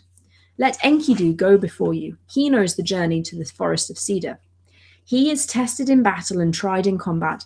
He shall guard his friend and keep safe his companion. Enkidu shall bring him safe home to his wives. Now they speak to Enkidu. In our assembly, we place the king in your care. You bring him back and replace him in ours. Gilgamesh opened his mouth to speak, saying to Enkidu, Come, my friend, let us go to the palace sublime, into the presence of the great Ninsun. Ninsun is clever and wise, well versed in everything. She will set our feet in steps of good counsel. Taking each other hand in hand, Gilgamesh and Enkidu went to the palace sublime. In the presence of the great queen Ninsun, Gilgamesh rose and entered before her. Said Gilgamesh to her, to Ninsun, I shall tread, O Ninsun, bold as I am, in the distant path to the home of Humbaba. I shall face a battle I know not. I shall ride a road I know not. I beseech you, give me your blessing for my journey. Let me see your face again in safety, and return glad at heart through Uruk's gate. On my return, I will celebrate New Year twice over. I will celebrate the festival twice in 1 year. Let the festival take place, the merriment begin. Let the drums resound in your presence. Wild Cow Ninsun listened long and with sadness to the words of Gilgamesh, her son, and Enkidu. Into the bathhouse she went 7 times. She bathed herself in water of tamarisk and soapwort. She donned a fine dress to adorn her body. She chose a jewel to adorn her breast. Having put on her cap, she donned her tiara, the harlots, the ground. She climbed the staircase and went up on the roof. On the roof she set up a censer to Shamash. Scattering incense, she lifted her arms in appeal to the sun god. Why did you afflict my son Gilgamesh with so restless a spirit? For now you have touched him, and he will tread the distant path to the home of Humbaba. He will face a battle he knows not. He will ride a road he knows not. During the days of his journey there and back, until he reaches the forest of cedar, until he slays ferocious Humbaba and annihilates from the land the evil thing you abhor, each day when you travel the circuit of the earth, may Aya the bride, unfearing, remind you, entrust him to the care of the watchers at the night.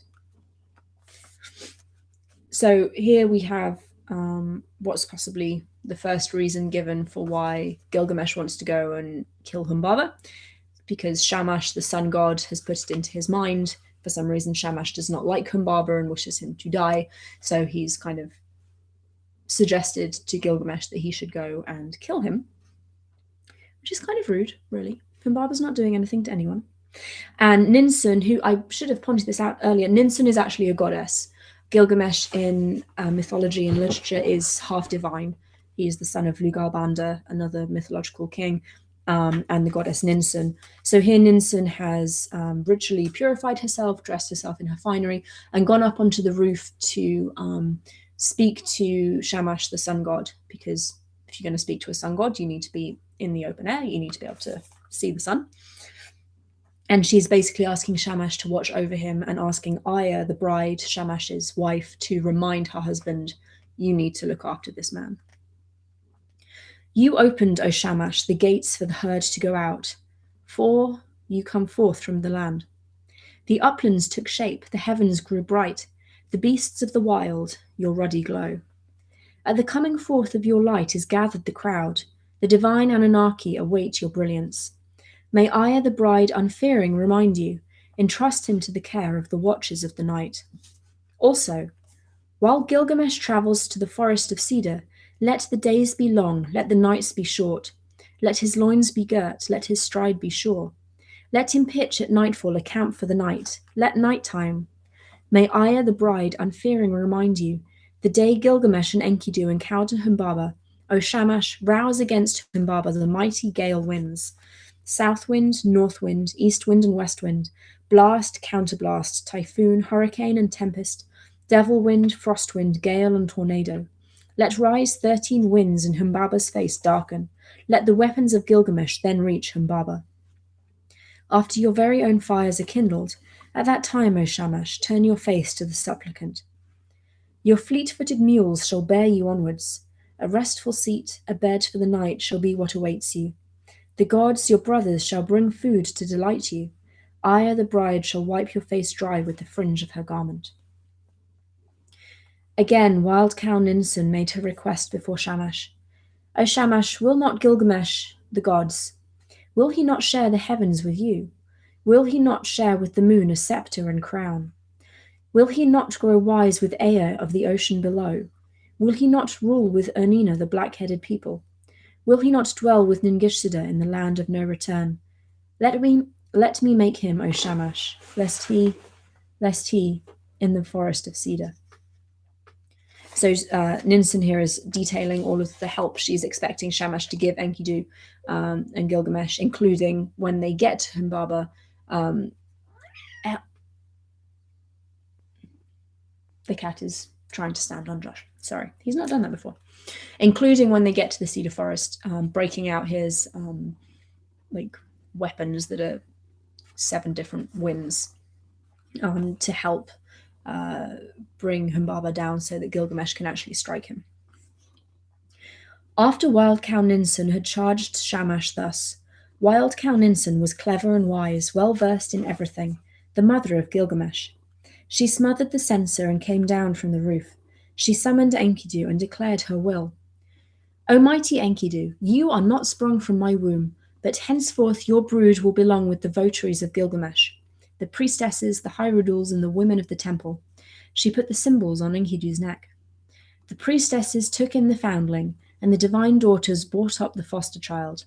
Enkidu, whom I love, I take for my son. Enkidu in brotherhood, Gilgamesh shall favor him. Also, while you travel together to the forest of cedar, let the days be long, let the nights be short, let your loins be girt, let your stride be sure. At nightfall, pitch a camp for the night, let protect. We have another broken bit here. So it looks like it's Akkadian Beirut or Adana, which is 10.8 kilometers, they say. That is a league, 10.8 kilometers. So there's a broken bit here. Sorry that took so long. I wanted to make sure. And I won't read it because it is very broken, but it looks like Gilgamesh and Enkidu are performing rituals to keep them safe on their journey. I'm going to take a minute and just check the chat and make sure that I didn't miss any. I can read for a little bit since I've been slacking. How many we got? 47 and 46 likes. Pretty good. Guys, I know I say this every time, but I really appreciate you all. This is a lot of fun. And I put up, we put 3 videos up today. They're Sumerian grammar answer keys. And Megan was working on the daily data for this week. And sometimes it can feel a little, overwhelming. But, then we get a notice that somebody else signed up to be a Patreon. And, then we come on here. This is really refreshing, honestly, for me to see, damn near 50 people watching consistently. And I just thank you. I really appreciate everybody being here. It's awesome. All right. Well, while you're looking, I'll keep reading. Or did you?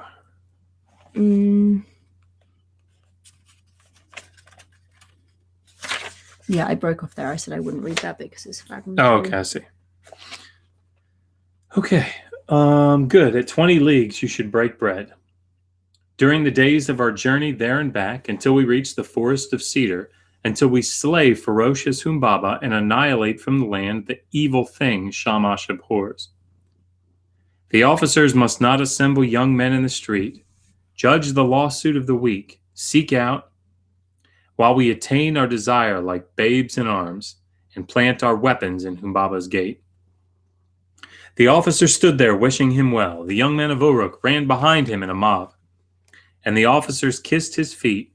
To Uruk's key, come back in safety. Do not rely, O Gilgamesh, on your strength alone. Look long and hard. Land a blow you can count on. Who goes in front will save his comrade. Who knows the road shall guard his friend. Let Enkidu go before you. He knows the journey to the forest of cedar. He is tested in battle and tried in combat. Through the mountain passes he often has journeyed. He shall guard his friend and keep safe his companion. Enkidu shall bring him safe home to his wives. To Enkidu.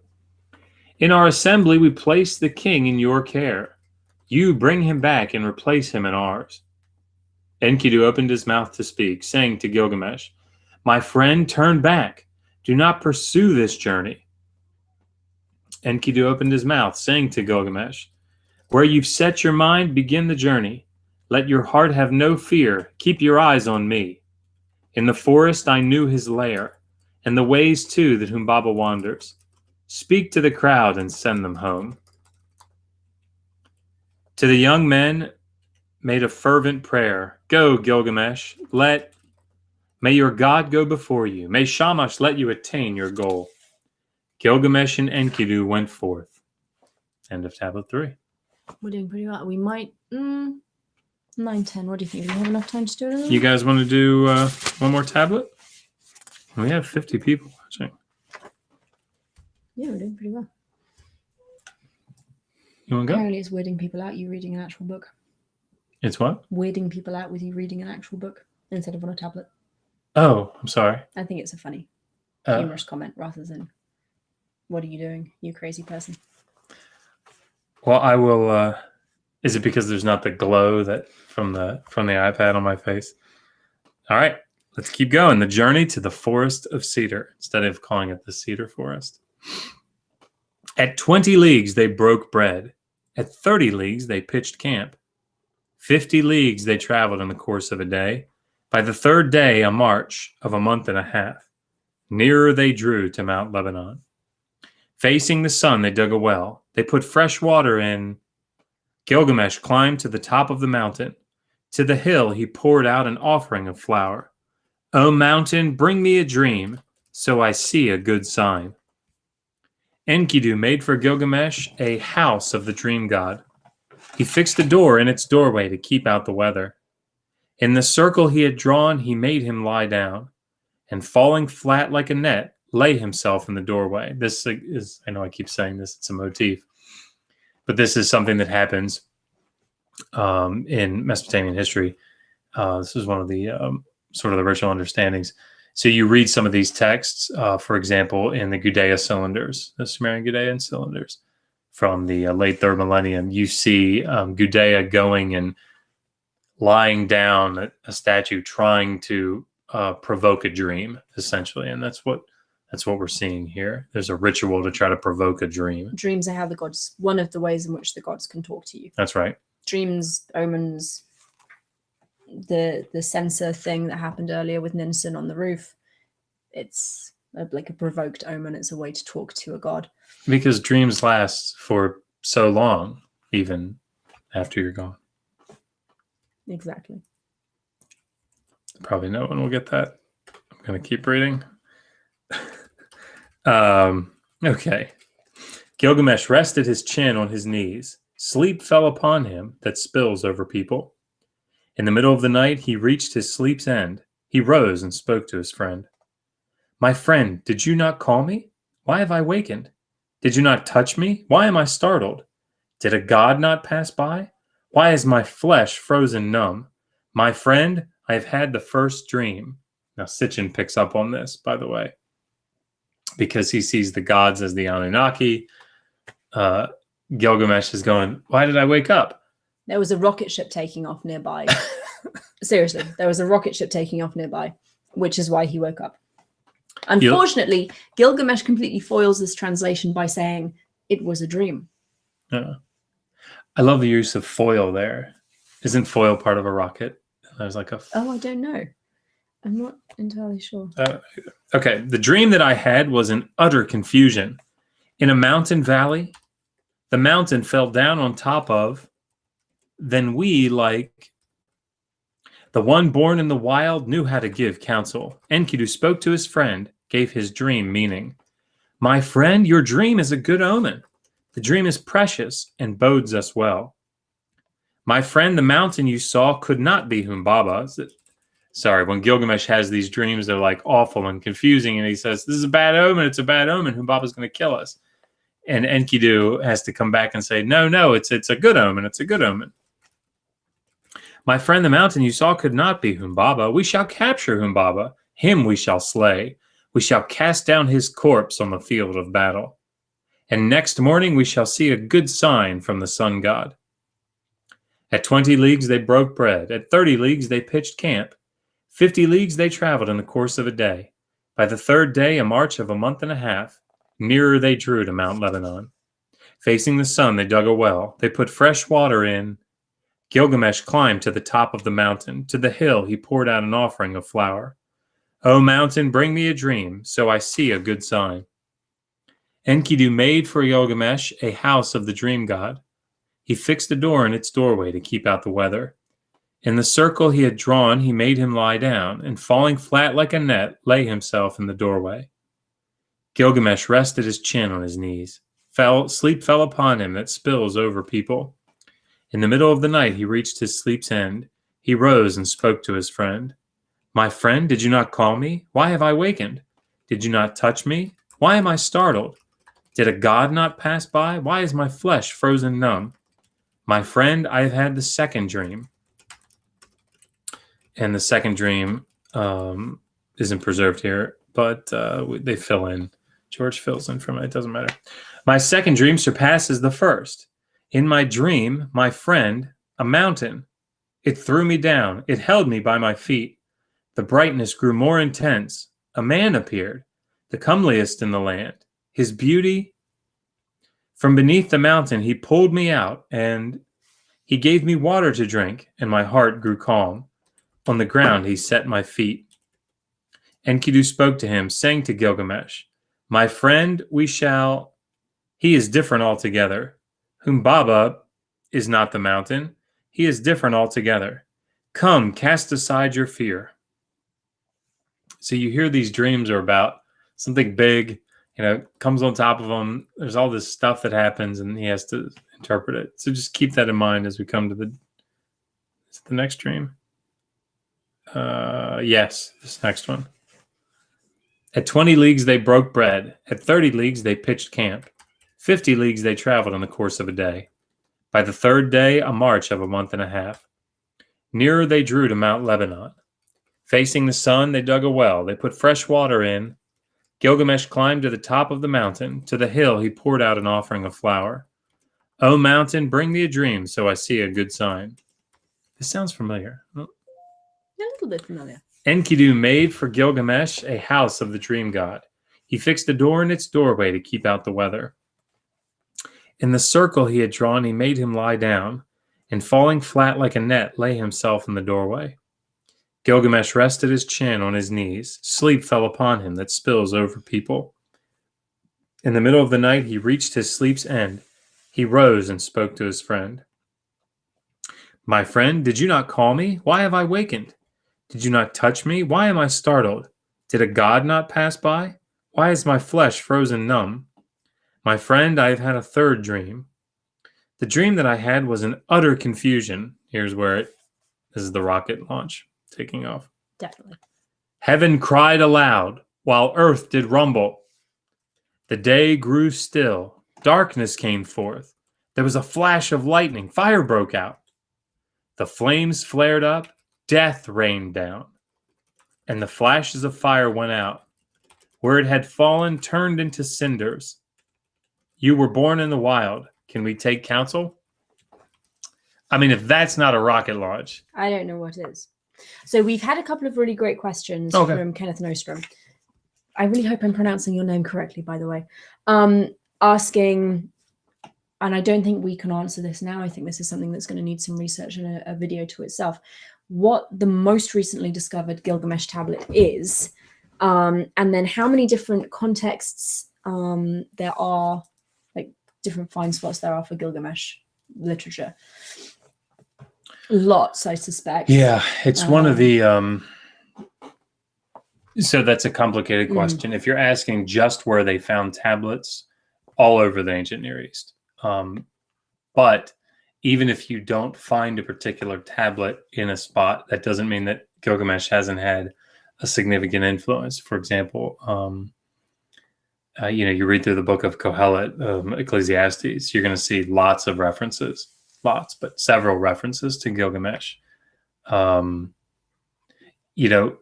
Scribal training around the ancient Near East utilizes Mesopotamian scribal education to greater or lesser degrees, and Gilgamesh was part of the curriculum. So you see that in various places. So that Gilgamesh has be it this later Akkadian epic or the Sumerian versions of the individual stories, the influence is actually pretty wide over the Near East. So that's a good question.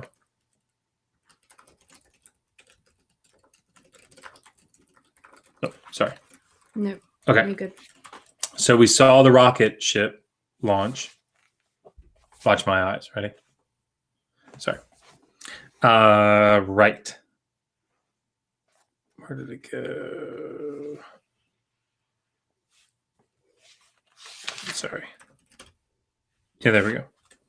Having heard the words of his friend, Enkidu gave the dream meaning, saying to Gilgamesh, "That was a rocket ship launch. How come you didn't understand it?" Oh, it's not. Doesn't say that. My friend, your dream is a good omen. Fine is its message. There is no explanation of this dream, which I guess works well because it's broken off. But anyway, okay. We draw, my friend, ever nearer to the forest. The dreams are close, the battle soon. You will see the radiant auras of the god, of Humbaba, whom in your thoughts you fear so much. Locking horns like a bull, you will batter him and force his head down with your strength. The old man you saw is your powerful god, the one who begot you, divine Lugalbanda. This is filled in from an old Babylonian school tablet. So I guess we do have part of it, at least. At 20 leagues they broke bread. At 30 leagues they pitched camp. 50 leagues they traveled in the course of a day. By the third day, a march of a month and a half. Nearer they drew to Mount Lebanon. Facing the sun, they dug a well. They put fresh water in. Gilgamesh climbed to the top of the mountain. To the hill he poured out an offering of flour. O mountain, bring me a dream, so I see a good sign.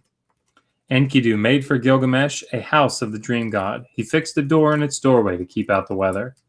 In a circle he had drawn, he made him lie down, and falling flat like a net, lay himself in the doorway. Gilgamesh rested his chin on his knees. Sleep fell upon him that spills over people. In the middle of the night, he reached his sleep's end. He rose and spoke to his friend. My friend, did you not call me? Why have I wakened? Did you not touch me? Why am I startled? Did a god not pass by? Why is my flesh frozen numb? My friend, I have had the fourth dream. It surpasses my other three dreams. What a surprise. I saw a thunderbird in the sky. See, this is the one I would want to be the rocket. Up it rose like a cloud, soaring above us. It was its visage distorted. Its mouth was fire. Its breath was death. There was also a man. He was a strange of form. He stood there in my dream. He bound its wings and took hold of my arm. He cast it down before me, upon it. Enkidu explains the dream.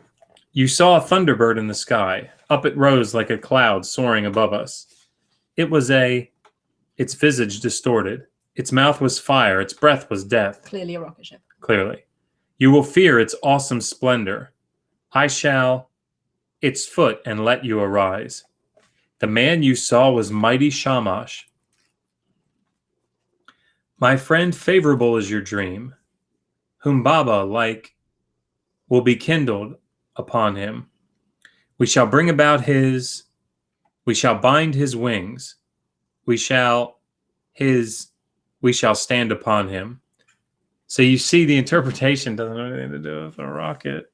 It's about Humbaba, right? I mean, come on. We're all smart people. Okay. At 20 leagues, they broke bread. At 30 leagues, they pitched camp. 50 leagues, they traveled in the course of a day. Facing the sun, they dug a well. They put fresh water in. Gilgamesh climbed to the top of the mountain. To the hill he poured out an offering of flour. O mountain, bring me a dream, so I see a good sign. Enkidu made for Gilgamesh a house of the dream god. He fixed a door in its doorway to keep out the weather. In the circle he had drawn, he made him lie down, and falling flat like a net, lay himself in the doorway. Gilgamesh rested his chin on his knees. Sleep fell upon him that spills over people. In the middle of the night he reached his sleep's end. He rose and spoke to his friend. My friend, did you not call me? Why have I wakened? Did you not touch me? Why am I startled? Did a god not pass by? Why is my flesh frozen numb? My friend, I have had the fifth dream. How ominous it was, how desolate, how unclear. I had taken me hold of a bull from the wild. As it clove the ground with its bellows, the clouds of dust it raised thrust deep in the sky, and I in front of it leaned myself forward. Taking hold of and closed my arms, he extricated me by force. My cheek, he gave me water to drink from his water skin. The god, my friend, we are going against, he is not the wild bull. He's different altogether. The wild bull you saw was shining Shamash. He will grasp our hands in time of peril. The one who gave you water to drink from his skin was your god who respects you, divine Lugalbanda. We shall join forces and do something unique, a feat that has never been done in the land. So text breaks off. George says when the text resumes, the heroes have almost reached the forest of cedar, and Enkidu is giving Gilgamesh courage. Do you want me to? Yeah, sorry. No. You were typing. I appreciate that. Sorry. Where we've done there. Yes. Lovely. Why, my friends, do your tears flow? O offshoot sprung from Uruk's mist, now stand and Gilgamesh the king, offshoot sprung from Uruk's midst. Shamash heard what he had spoken. Straight away from the sky there cried out a voice.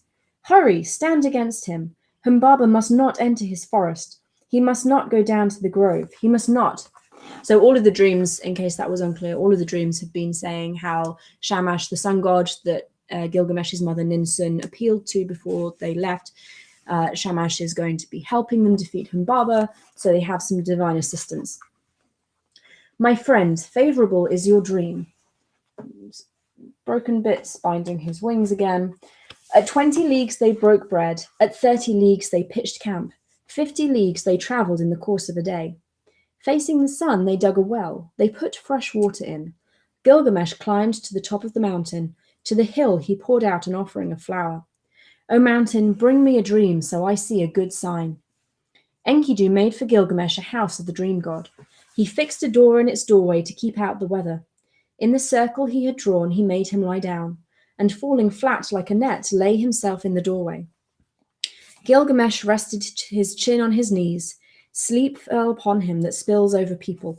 In the middle of the night he reached his sleep's end. He rose and spoke to his friend. My friend, did you not call me? Why have I wakened? Did you not touch me? Why am I startled? Did a god not pass by? Why is my flesh frozen numb? My friend, I have had the fifth dream. Haven't we just done this? Have I gone back? Didn't we have the fifth dream already with the bull? Yeah, I'm rereading bits we've already read. I am so sorry. I thought that I'd turned the page and I clearly didn't. I don't think so. No, I did. I need more sleep. I'm going to reread the bit that I should have read the first time. Why, my friends, do your tears flow? O offshoot sprung from Uruk's midst.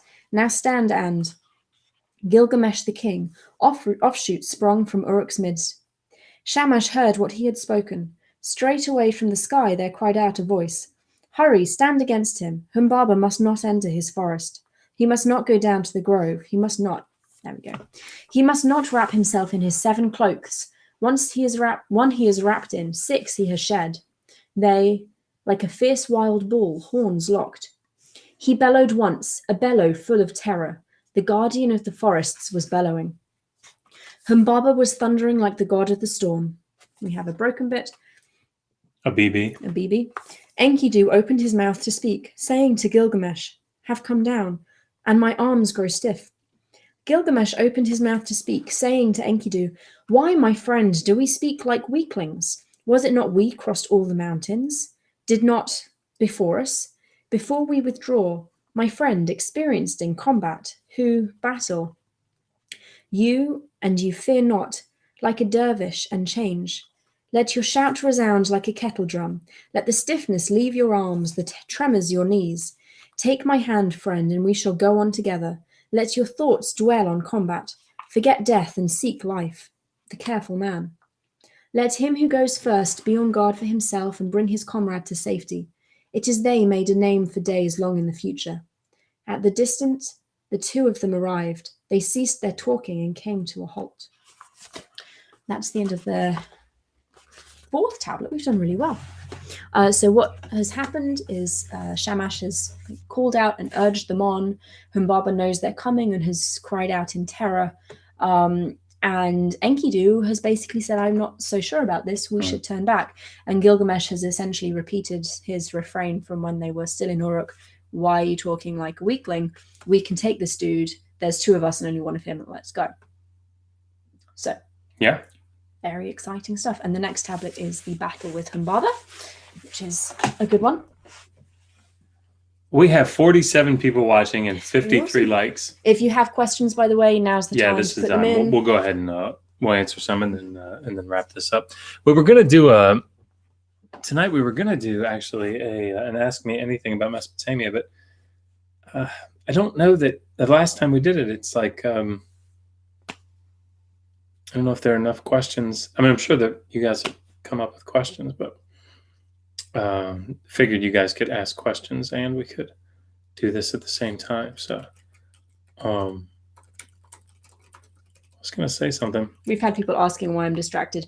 I'm distracted because we have an 8-month-old child who wakes me up 4 times a night to eat because he's growing like an 8-month-old child. So I'm a little sleepy. My apologies. Indeed. And it was a classic scribal error. You're right. What was? Silhouette said my repetition. Classic scribal error. Oh yeah, it was Photography? That's if you write it twice. It was, I guess it would be I'm too tired to remember which one it is. Haplography. Yep, I don't remember. Brian Crane is asking whether they used stamps for repeated text, not in literary compositions, not in these kind of long tablets. They did have stamps for things like brick inscriptions, which is really cool, actually, because you can see there's quite a marked difference between how it looks when things are inscribed by hand or cut by a stonemason, and then how the stamps look. And we have both the actual stamps and then bricks that have been stamped with the stamps. Yeah. So it's really cool. Yeah, it is. It's a good question, too. So if you haven't liked the video and you haven't subscribed, it really is worth it. And while she's looking, I'll take... why do hot dogs come in packs of 10, but hot dog buns come in packs of 8? That is an excellent question. I don't have an answer for you. When I was in the military, I was in the Air Force for 10 years, and we were taking this class on an electronics course, and this professor, he knew, like he would look up, you'd ask him a question, and then during the break, he'd go find the answer always. And he was always really excited about people asking questions. And we commented, you can answer anything. It's like everything we ask, you answer. And so somebody asked him, well, what's the meaning of life? And after the break, he came back with like the dictionary definition of the word life. It was really funny. I'm really tired that I told that story. And you're amazing. We have, so someone's asking again about the name of Gilgamesh. Like what it means? Yep. So Andrew George has about 20 pages on it, all the different writings, and but it looks like it means so mace, the end of the word mace is hero, and so the forebear is hero. The forebear is the hero, so it's probably okay. Silhouette asked if we have PayPal set up for donations. We do have a PayPal account. It's digitalhammurabi@gmail.com. And for those of you who are new to the channel, any money that we get through either the PayPal account or our Patreon, which is patreon.com/Digital Hammurabi, goes directly to funding a scholarship program that we have running. This is because we're a new channel. This is the first year of doing it. But the plan is to have a total of $2,500 to give to a PhD student next summer to go and carry out research either at home or abroad, and then for them to come back and let us interview them and report back on all of the cool research that they did. So I was a Fulbright scholar, went to Germany for a year. And the thing is, when you do a PhD, you run out of money pretty quickly. And yet you still have to travel. You still have to go to these different museums. You still have to go to conferences. And because we're, of course, I finished my PhD and she's at the tail end of hers, we're in a position now where, we remember what it was like to do it. And because we're out of the hellish part is what you say. Yeah. And, the thing is that it's such a it really is a difficult thing to do. But if you don't do it, you can't provide good scholarship. You just can't, or it's extraordinarily difficult to. So getting a PhD allows you in that particular field, in that particular area, to really be a good source for people. And so because we want to promote that and we want to help people that are, people that get PhDs oftentimes aren't doing it for the money. Usually aren't doing it for the money because you're not really going to make tons of money. You're doing it because you care about knowing and being able to teach and being able to do good research and provide good information. So we want to help. And so when we started this channel, we determined that, like Megan said, any of the money that we bring in on Patreon or that comes in through PayPal, we want to give between $2,500 and $3,000 to a PhD student. And the way that we're going to do it is we're going to do it just like you apply for any other scholarship. We have ways that we can get the word out about the scholarship Secret availability. underground network of academics. Yes. With carrier pigeons and Morse code. Also an email listserv, which is probably more effective. But people will send in their proposals to us and we'll sift them out and we'll come up with, maybe 5 or 10 applicants, 5 or 10 good projects. We think are really good. And then what we will do is have them individually come on and we'll interview them and they'll pitch their idea to you, their proposal. And they'll have to make it interesting to you, people that aren't in the field, right? This is I know I say this every time, but this is a big problem with people in our field is they can't make things interesting to people that aren't in their field. You spend so long talking to people that you're in school with, your professors, your colleagues, about the things that you find fascinating and that they have a knowledge of, that you kind of forget how to explain to people who haven't spent the past 4 years studying Akkadian phonetics what you do. Yeah, I mean, if I launch into the different forms of the ergative, in Sumerian linguistics, there are probably 10 people I could think of that would be interested in that. Nobody else. But it's important. So how do you pitch that in a way that gets people interested in it? Anyway, so they'll have to do that after they come on and do their interview and their pitch. The Patreons and the people that have donated on PayPal toward that will get a vote. We'll all meet together in a hangout and we'll say, okay, who are you voting for? And you guys pick. Yeah. And then we'll give them the money. They'll go out. I'm long-winded here. Sorry. They'll go out and do their project over the summer. And then when they come back, we'll withhold probably 20% of the funds. And they'll come back and give a report, do an interview, give the report, and then we'll give them the remaining 20%. We just want to make sure they come back, and do their they report, don't take the money and run.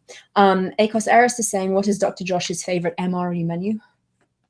Oh, there was what is it? It's I had to look up what MRE is. It's a meal ready to eat. These things are like 3,000 calories a piece. You're supposed to be able to eat one, no more than one a day. We didn't know that. How many did you eat? 3 or 4. You're amazing. Yeah. If you haven't put down 15,000 calories in a day, you haven't lived. So which was your favorite? It was this. It's a type of steak. I can't remember what it was, but it's. I was always too lazy to actually fire up the heating element, to heat the thing, because it just took so much work. I didn't care, so I just ripped the top of the thing off and take the little chunks, and eat it. And what are you laughing at? I wasn't that bad. All right, it was a refined and cultured individual. Yeah, Akos Eris is also asking why is the best one cheese tortellini? I didn't know they had cheese tortellini. Let's see. Wellington Smith, why do we have to crowdsource education? Isn't there a better way? There is. Unfortunately, it involves things like higher taxes and free public education. I was very lucky to be born in the United Kingdom. My college tuition for my undergraduate was £3,000 a year, and I had room and board paid for me by a government supplied student loan. Yeah, I was very lucky. So we do not live in such a world, which is why we are doing what we're doing. Yeah. Because education is expensive. Oh, and one more thing to mention. Sorry. Because PayPal, for those of you that have been with us, I'm sorry, you're going to hear it again. Because PayPal and Patreon take a certain percentage that you donate as their fee, because we want every dollar that you send in to go to the scholarship.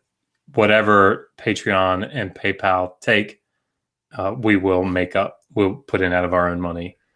We'll make up the difference. So if they end up taking rather $2,500, if they take $200, we'll put the $200 in to cover it. So we want your donation to go completely to it. So Akos Eris is saying that the cheese tortellini is definitely the best one for future reference.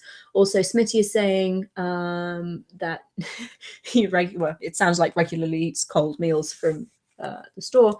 And Dirk says, I've never eaten an MRE hot. So apparently I'm the weird one here, because I had something similar when I was in Boy Scouts, believe it or not, many moons ago. And we did heat them up because I was 13 and I don't You heard her right. She was in Boy Scouts. I was a Boy Scout. I don't think I wanted to eat a cold boil in the bag meal. That just didn't sound like a good thing. No.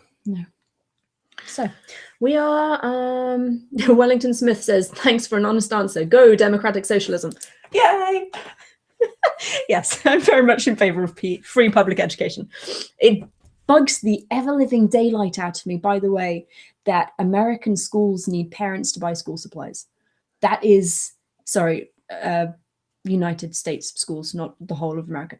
That is the weirdest, strangest thing as an expat British person living in the States, that I have to buy things like notebooks and pencils for my kids to go to school. I love it when you get fired up. It's weird. You're just so cute. It's very weird. I mean, that in a non-condescending way. I mean, I'm being very political here. I'd much rather pay higher taxes so that the schools can have school supplies. But you're in America. I am in America. Okay, let me see. All the core troops had at least one girl. Thank you. We had several girls, actually. I didn't like being a Girl Scout very much. It was quite boring. And then our Boy Scout troop opened up to girls like within a year of me joining Girl Scouts. So my entire family just switched. They got not my brother because he was away, but myself and my sister, and then like 3 or 4 other girls within quite quick succession. And I became a Girl Scout because I really like pillow fights. So I love you. You're incredible. Okay. It looks like we're about done with questions. Thank you, everyone. We still have 42 people. I know. You guys are amazing. Through our random, bizarre, and we have 57 socialistic likes. ramblings. So thank you, everybody, for joining us. This was a lot of fun. Yeah, and we have a whole host of... we're going to get through Gilgamesh a lot faster than we anticipated. Oh, sorry, we do have another question. What period does your area of study end? Persian? ? Cuneiform culture goes all the way to the Seleucid period. So you can be an Assyriologist in the Seleucid period. It's a little bit late for me, personally speaking. I mean, it varies person to person. Sorry.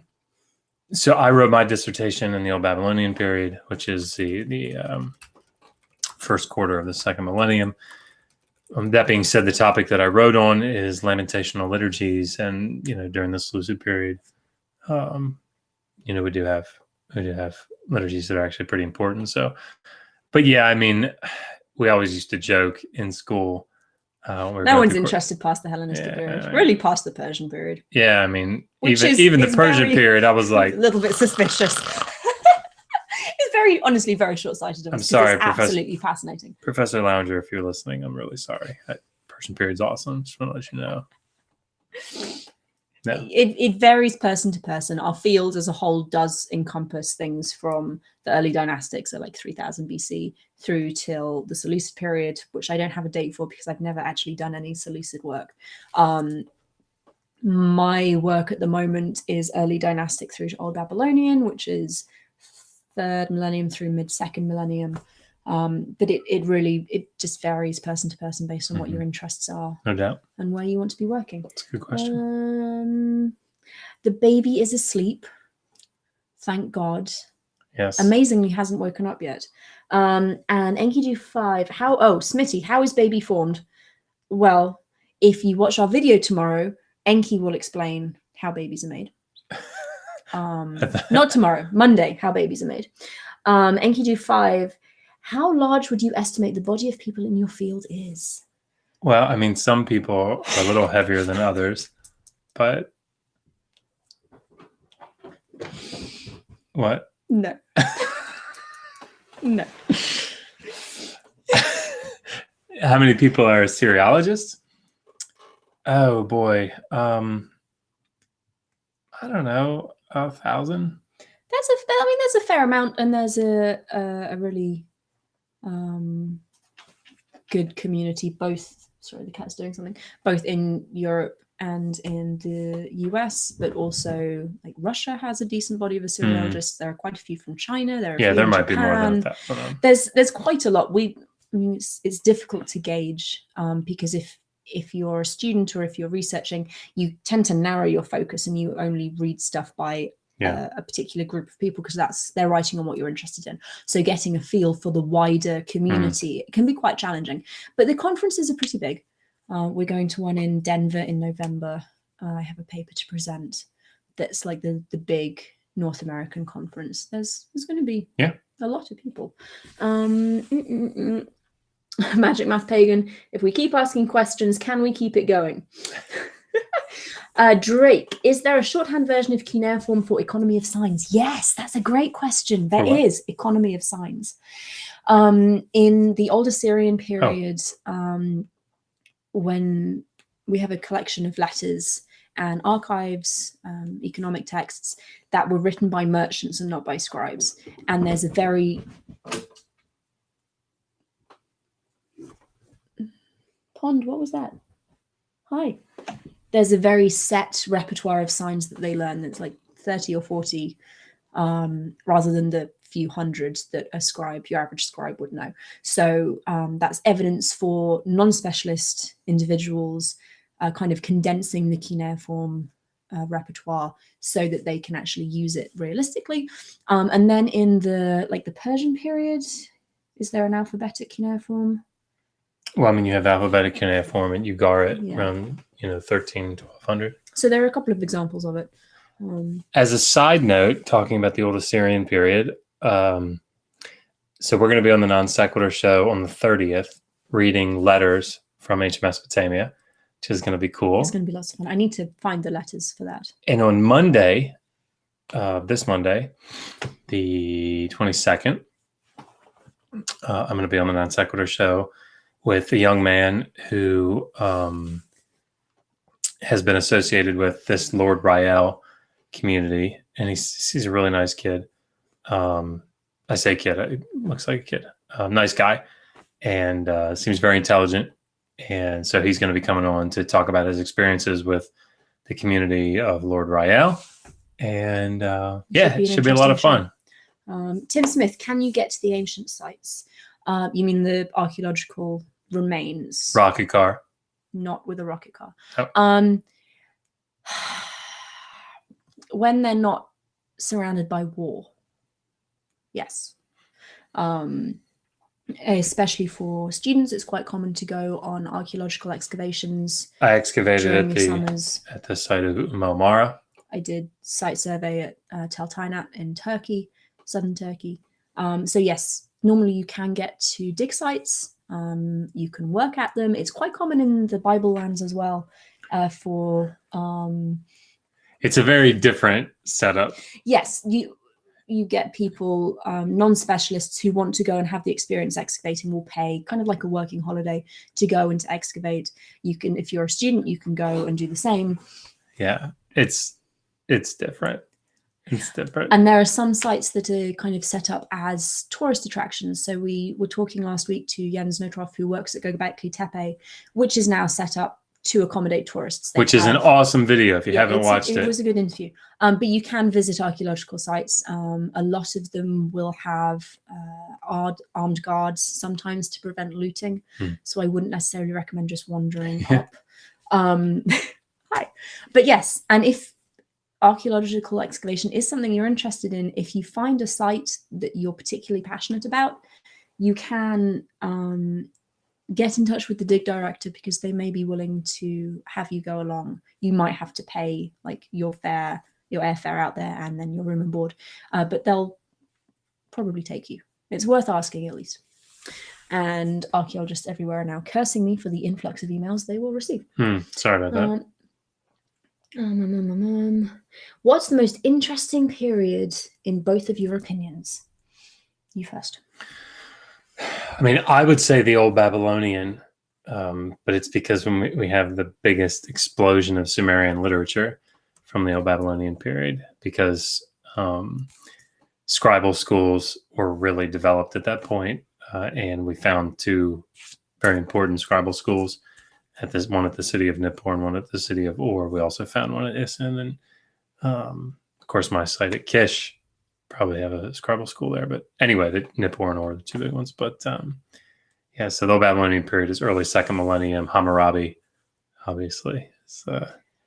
I have several favorites, which is unhelpful for answering this question. I really like the Old Assyrian period that I was talking about earlier. I think it's a very interesting time. You have a lot of trade, long distance trade going on between Anatolia in Turkey and southern Mesopotamia. Well, northern Mesopotamia, but that's a hell of a long distance. That's like a 6-month journey maybe, and you get these people sending letters backwards and forwards to their relatives in different cities, and reading those letters and trying to reconstruct the lives of these people is absolutely fascinating, and I love it. I also really like the Amarna period, again because of all the letters. We have a large cache of letters from Tel El Amarna in Egypt that were written by kings to other kings, which is absolutely fascinating to see, like international diplomacy on an ancient stage. That's cool. I also like the Old Babylonian period. Again, one of the reasons I like it is not letters, surprisingly, although letters do play a part, because you can get a really clear view of the political situation, especially around the reign of Hammurabi of Babylon. You can see all of the like the plotting and the alliances that are formed and then broken, and then Hammurabi steals someone's troops and uses them to attack a third person, refuses to give them back. It's really interesting stuff. Yeah, really interesting stuff.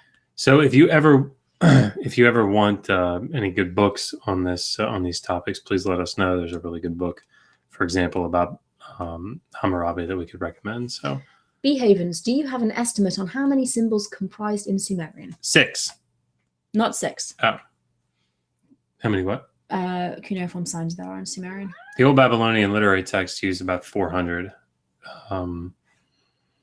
But there are, I mean, you can probably close to 1,000, 800 to 1,000 that were in use. A lot. Many.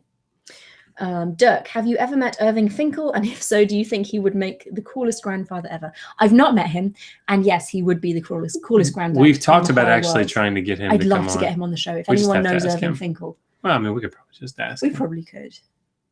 But that would be amazing. Yeah, because he's super cool. Sorry.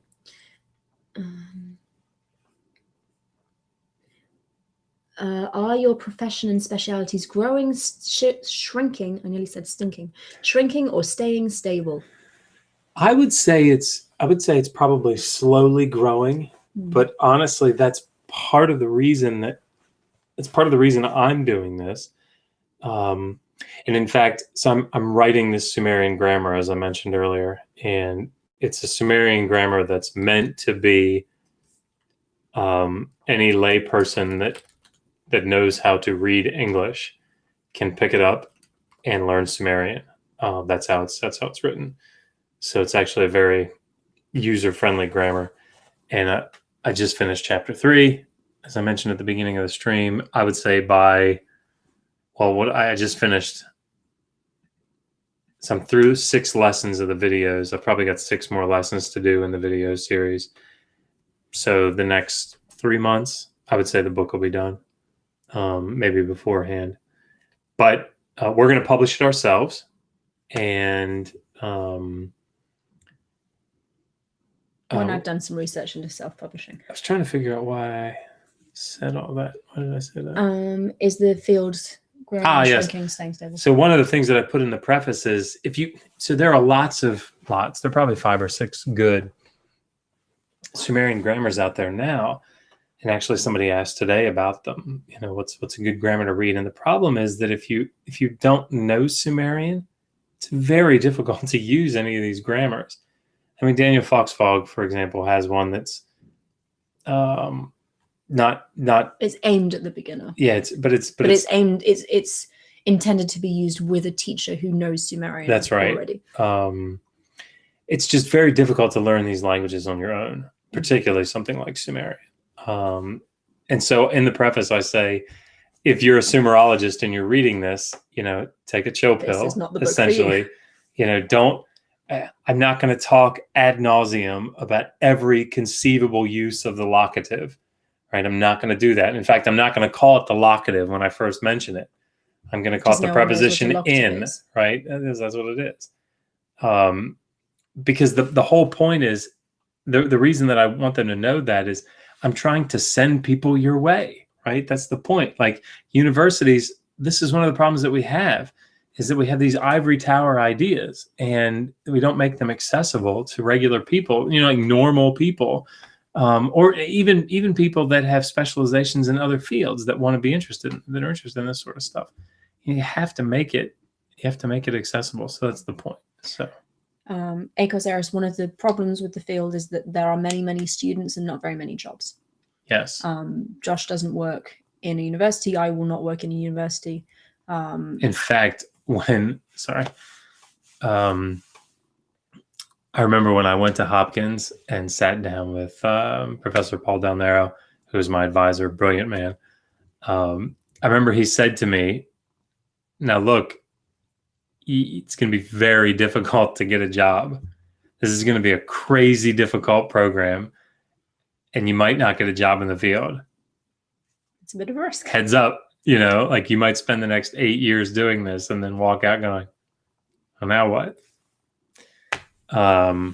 Which is okay. I mean, It's a good field. It doesn't feel like it's shrinking. There are a lot of young, like early career people.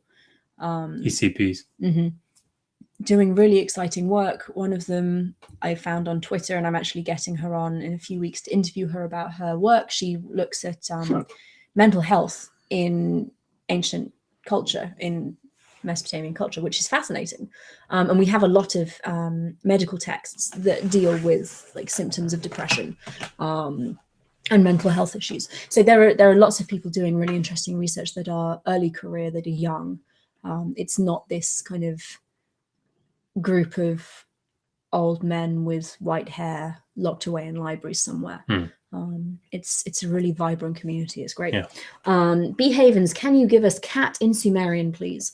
I actually went to the Sumerian dictionary online, and there are several suggestions. There is Gulum, Gullum, Sua, Sua, which is a wild cat, Suari, also wild cat, and Ug is lion. Can you click on Golem? Yep. Click on the Golem down there. And then click on it. Looks like it's in a proverb. So that is interesting.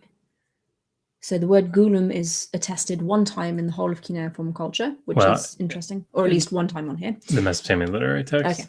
Okay. And it's in a proverb which reads, the donkey of Anshan, the bear of Marhashi, the cat of Melucha, the elephant of the eastern mountains bite off Euphrates poplars as if they were leeks. So that is a tree-eating cat. Interesting question. I like that. Yeah. Was there any ghost stories in Sumerian or Mesopotamia? We're going to read one, actually. Tablet 12 of the Epic of Gilgamesh is Gilgamesh Enkidu in the Netherworld. And Enkidu comes back as a ghost. Yep. So yeah. I mean, there are. Yeah. They're not like the scary ghost stories that you necessarily get in Western. Right. They're contexts. Not. You wouldn't tell them at like a campfire, no, but there are people who are dead speaking. Magic Math Pagan. Can we see pictures of Josh excavating?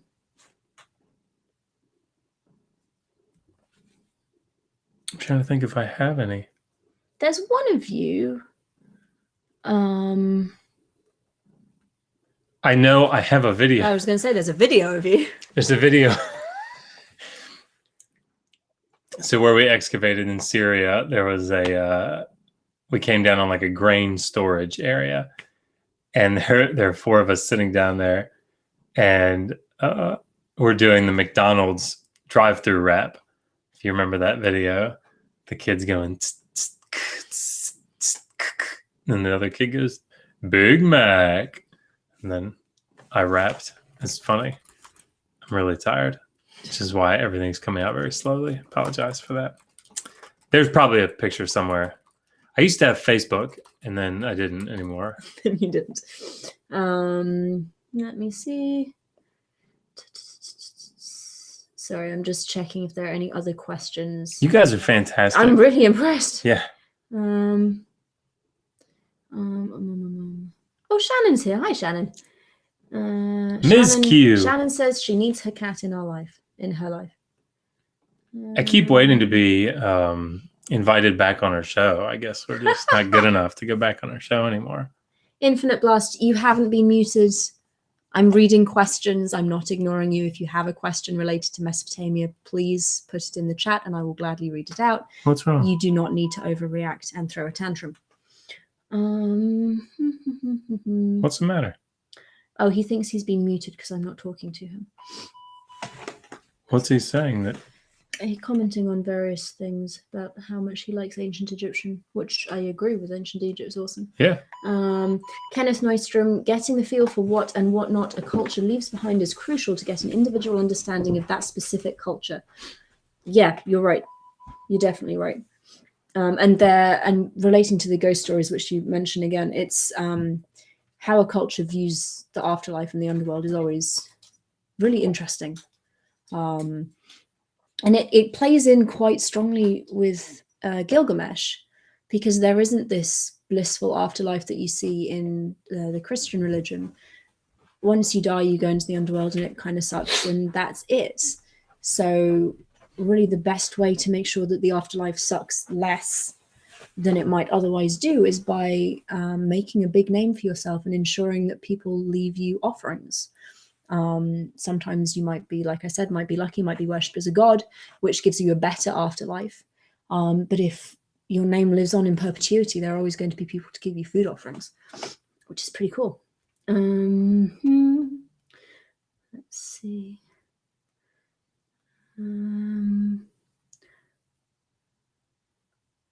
Sorry, I'm way behind on the chat. I'm just scrolling through to see. Line of Liberty, I'm afraid you are at the end of the stream. We got through 4 tablets of Gilgamesh. We'll be back. Are we doing this again next Saturday? Do we have anything next Saturday? I don't think we have anything next Saturday. Let's plan to be back here next Saturday to continue from tablet 5. We do this relatively frequently. I don't want to say every week. It has been recently every week. We don't have an actual schedule posted because weekends tend to be a little bit hit or miss for us, depending on children and how much work we have to do, all of that kind of stuff.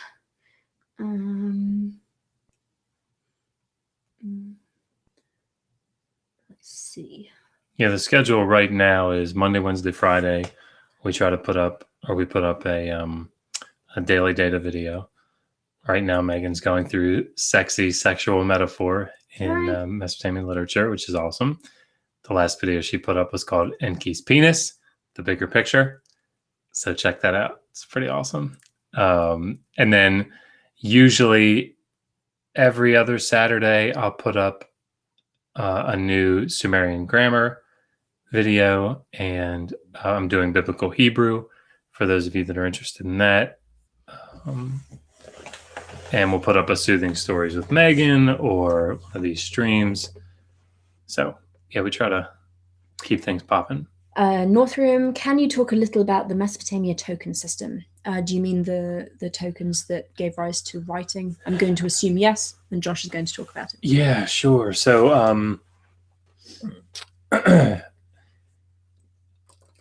what we know about it, there's some speculation about the connection, or there have been some assertions by Denise Schmont-Besserat in her 2-volume work on tokens, where she thinks that there's a connection. It's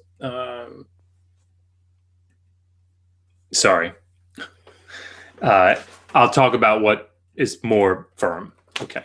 Tokens were things that were originally used, little small pieces of clay that were shaped in certain ways, and they represented different objects. So maybe this token would represent one sheep. And let's say I was going to give 3 sheep to Megan, and she was going to take them and deliver them to somebody on the other side of the country. I would give her, because I could say, hey, take these 3 sheep over there. And by the time she got over there, she might have lost one, or maybe she ate one. I don't know. And now she hands 2 to the person that she's supposed to deliver 3 to. She says, well, you only gave me 2. Well, they would take tokens that represented the 3 sheep, and they would string them together, a type of security, give them to the person, say you have to deliver these 3 tokens to the person, and then they can check and see, did you give me the right amount of sheep? Over time, to make them more secure, they would take those tokens and seal them in a clay ball, a hollow clay ball. They called it, what we call it, an envelope. And of course, it would be sealed, closed off. And so then when you got to the other side, they would break open the ball and find how many tablets were in there, and it was a way of securing it. Then they began to take those, let's say you're going to put 3 triangular tokens into this clay ball. Before they sealed it, they would impress the token on the outside of the clay ball, and then seal them in there so that you could look at it and see 3 triangles and go, okay, there are 3 tokens inside. And it was like a way to double check the contents. The contents, right? Well, eventually somebody realized, well, wait a minute, if we just flatten this clay ball and impress those symbols on it, we don't even have to put the tokens inside, because there it is. It's written on there. And that is what gave rise to cuneiform being written on clay tablets. That's the theory. I want to emphasize it's almost impossible to prove that beyond shadow of doubt. Yeah, that's a very compelling argument that has been given. And I think Nissen goes through it in his volume. I can't remember what it's called, on the Uruk period. Tim Smith is asking what the oldest remains of the Epic of Gilgamesh are. Of the Epic? Well, let's just go with the oldest Gilgamesh. Oh, the oldest Gilgamesh that we have comes from the Old Babylonian period. I don't think we have anything actually extant from the 3rd millennium. And it's in Sumerian. We are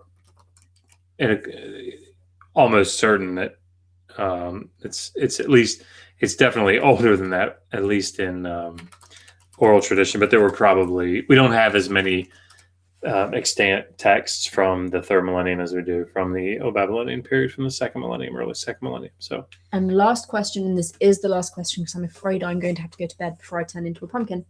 So Yo-Yo 19, why did they stop doing Lamassu statues? What's their reason? I'm not sure there's a reason, as much as the Neo-Assyrian Empire was taken over by the Persians, who have a completely different iconography. So they use different things. Lamassu, you probably know, protective statues, the giant winged bull men. The Persians just didn't use Lamassu. They had different iconography. So when they took over Mesopotamia and ousted the Neo-Assyrian, not Neo-Assyrians, Neo-Babylonians. Neo-Babylonians didn't use Lamassu, did they? I think that's Neo-Assyrian. Yeah, I'm not sure there was like a cognitive reason as much as the Neo-Assyrian kings, who were the ones making the Lamassu, just weren't in power anymore. And the people who took over the Neo-Babylonians had different iconography and different ways of expressing their kingship. It's also possible that the Anunnaki just didn't want to use them anymore. Maybe also that. Maybe that's what it was, because they used their rockets instead. Okay, I shouldn't be so mean. Okay. Silhouette. This is really, really the last question. I feel so bad not answering people's questions when they put them down. Are there any stories like this older than Gilgamesh? We have a bunch of literature. Yeah, stories like... Sorry. I was going to say stories like what, but then that would bring up another question. No, I mean, we have several literary texts from the third millennium. I'm going to put a link in the chat of the electronic corpus of Sumerian literature. The Curse of Agaday. Oh, excuse me. Curse of Agaday, for example, is a literary text that comes from the third millennium, and yeah, you can see that on TCSO. We have a lot of literature from earlier than Gilgamesh. Yeah, definitely. Loads of literary texts. It's really cool. Okay. And thank you, everyone, for joining us. This was a lot of fun. We still have 37 people watching, and we haven't been reading Gilgamesh now for like an hour or something. We've gone nearly 40 minutes over, which is, yeah. And I'm down with it. What do you guys think, by the way? What do you guys think? You don't have to answer, but of our new subscribe. We have a button now. Button now on the screen. If you haven't subscribed, please do so. I promise it's worth it. You get to see Megan's mug all over the place. And yeah, and you get to hear her say the word penis. So who doesn't want that? What? It's the truth. Shameful. Indeed it is. It is. But you guys are fantastic. We had a lot of fun. Great questions. Yeah, really. And we have 59 likes. I could not ask for a better audience. I really couldn't. You guys are fantastic. We have a great audience. So, like and subscribe if you haven't already. On Monday, we're on the Josh is on the Non Sequitur show. The following Monday, we're both on the Non Sequitur show. And I will be on Skylar's show at some point soon. Skylar's been very busy. Poor guy. Yeah. And yeah, videos for this week are almost done. And we'll see you next weekend. All right. But until next time, resist poor scholarship. Always ask. How do you know that? Good night, guys.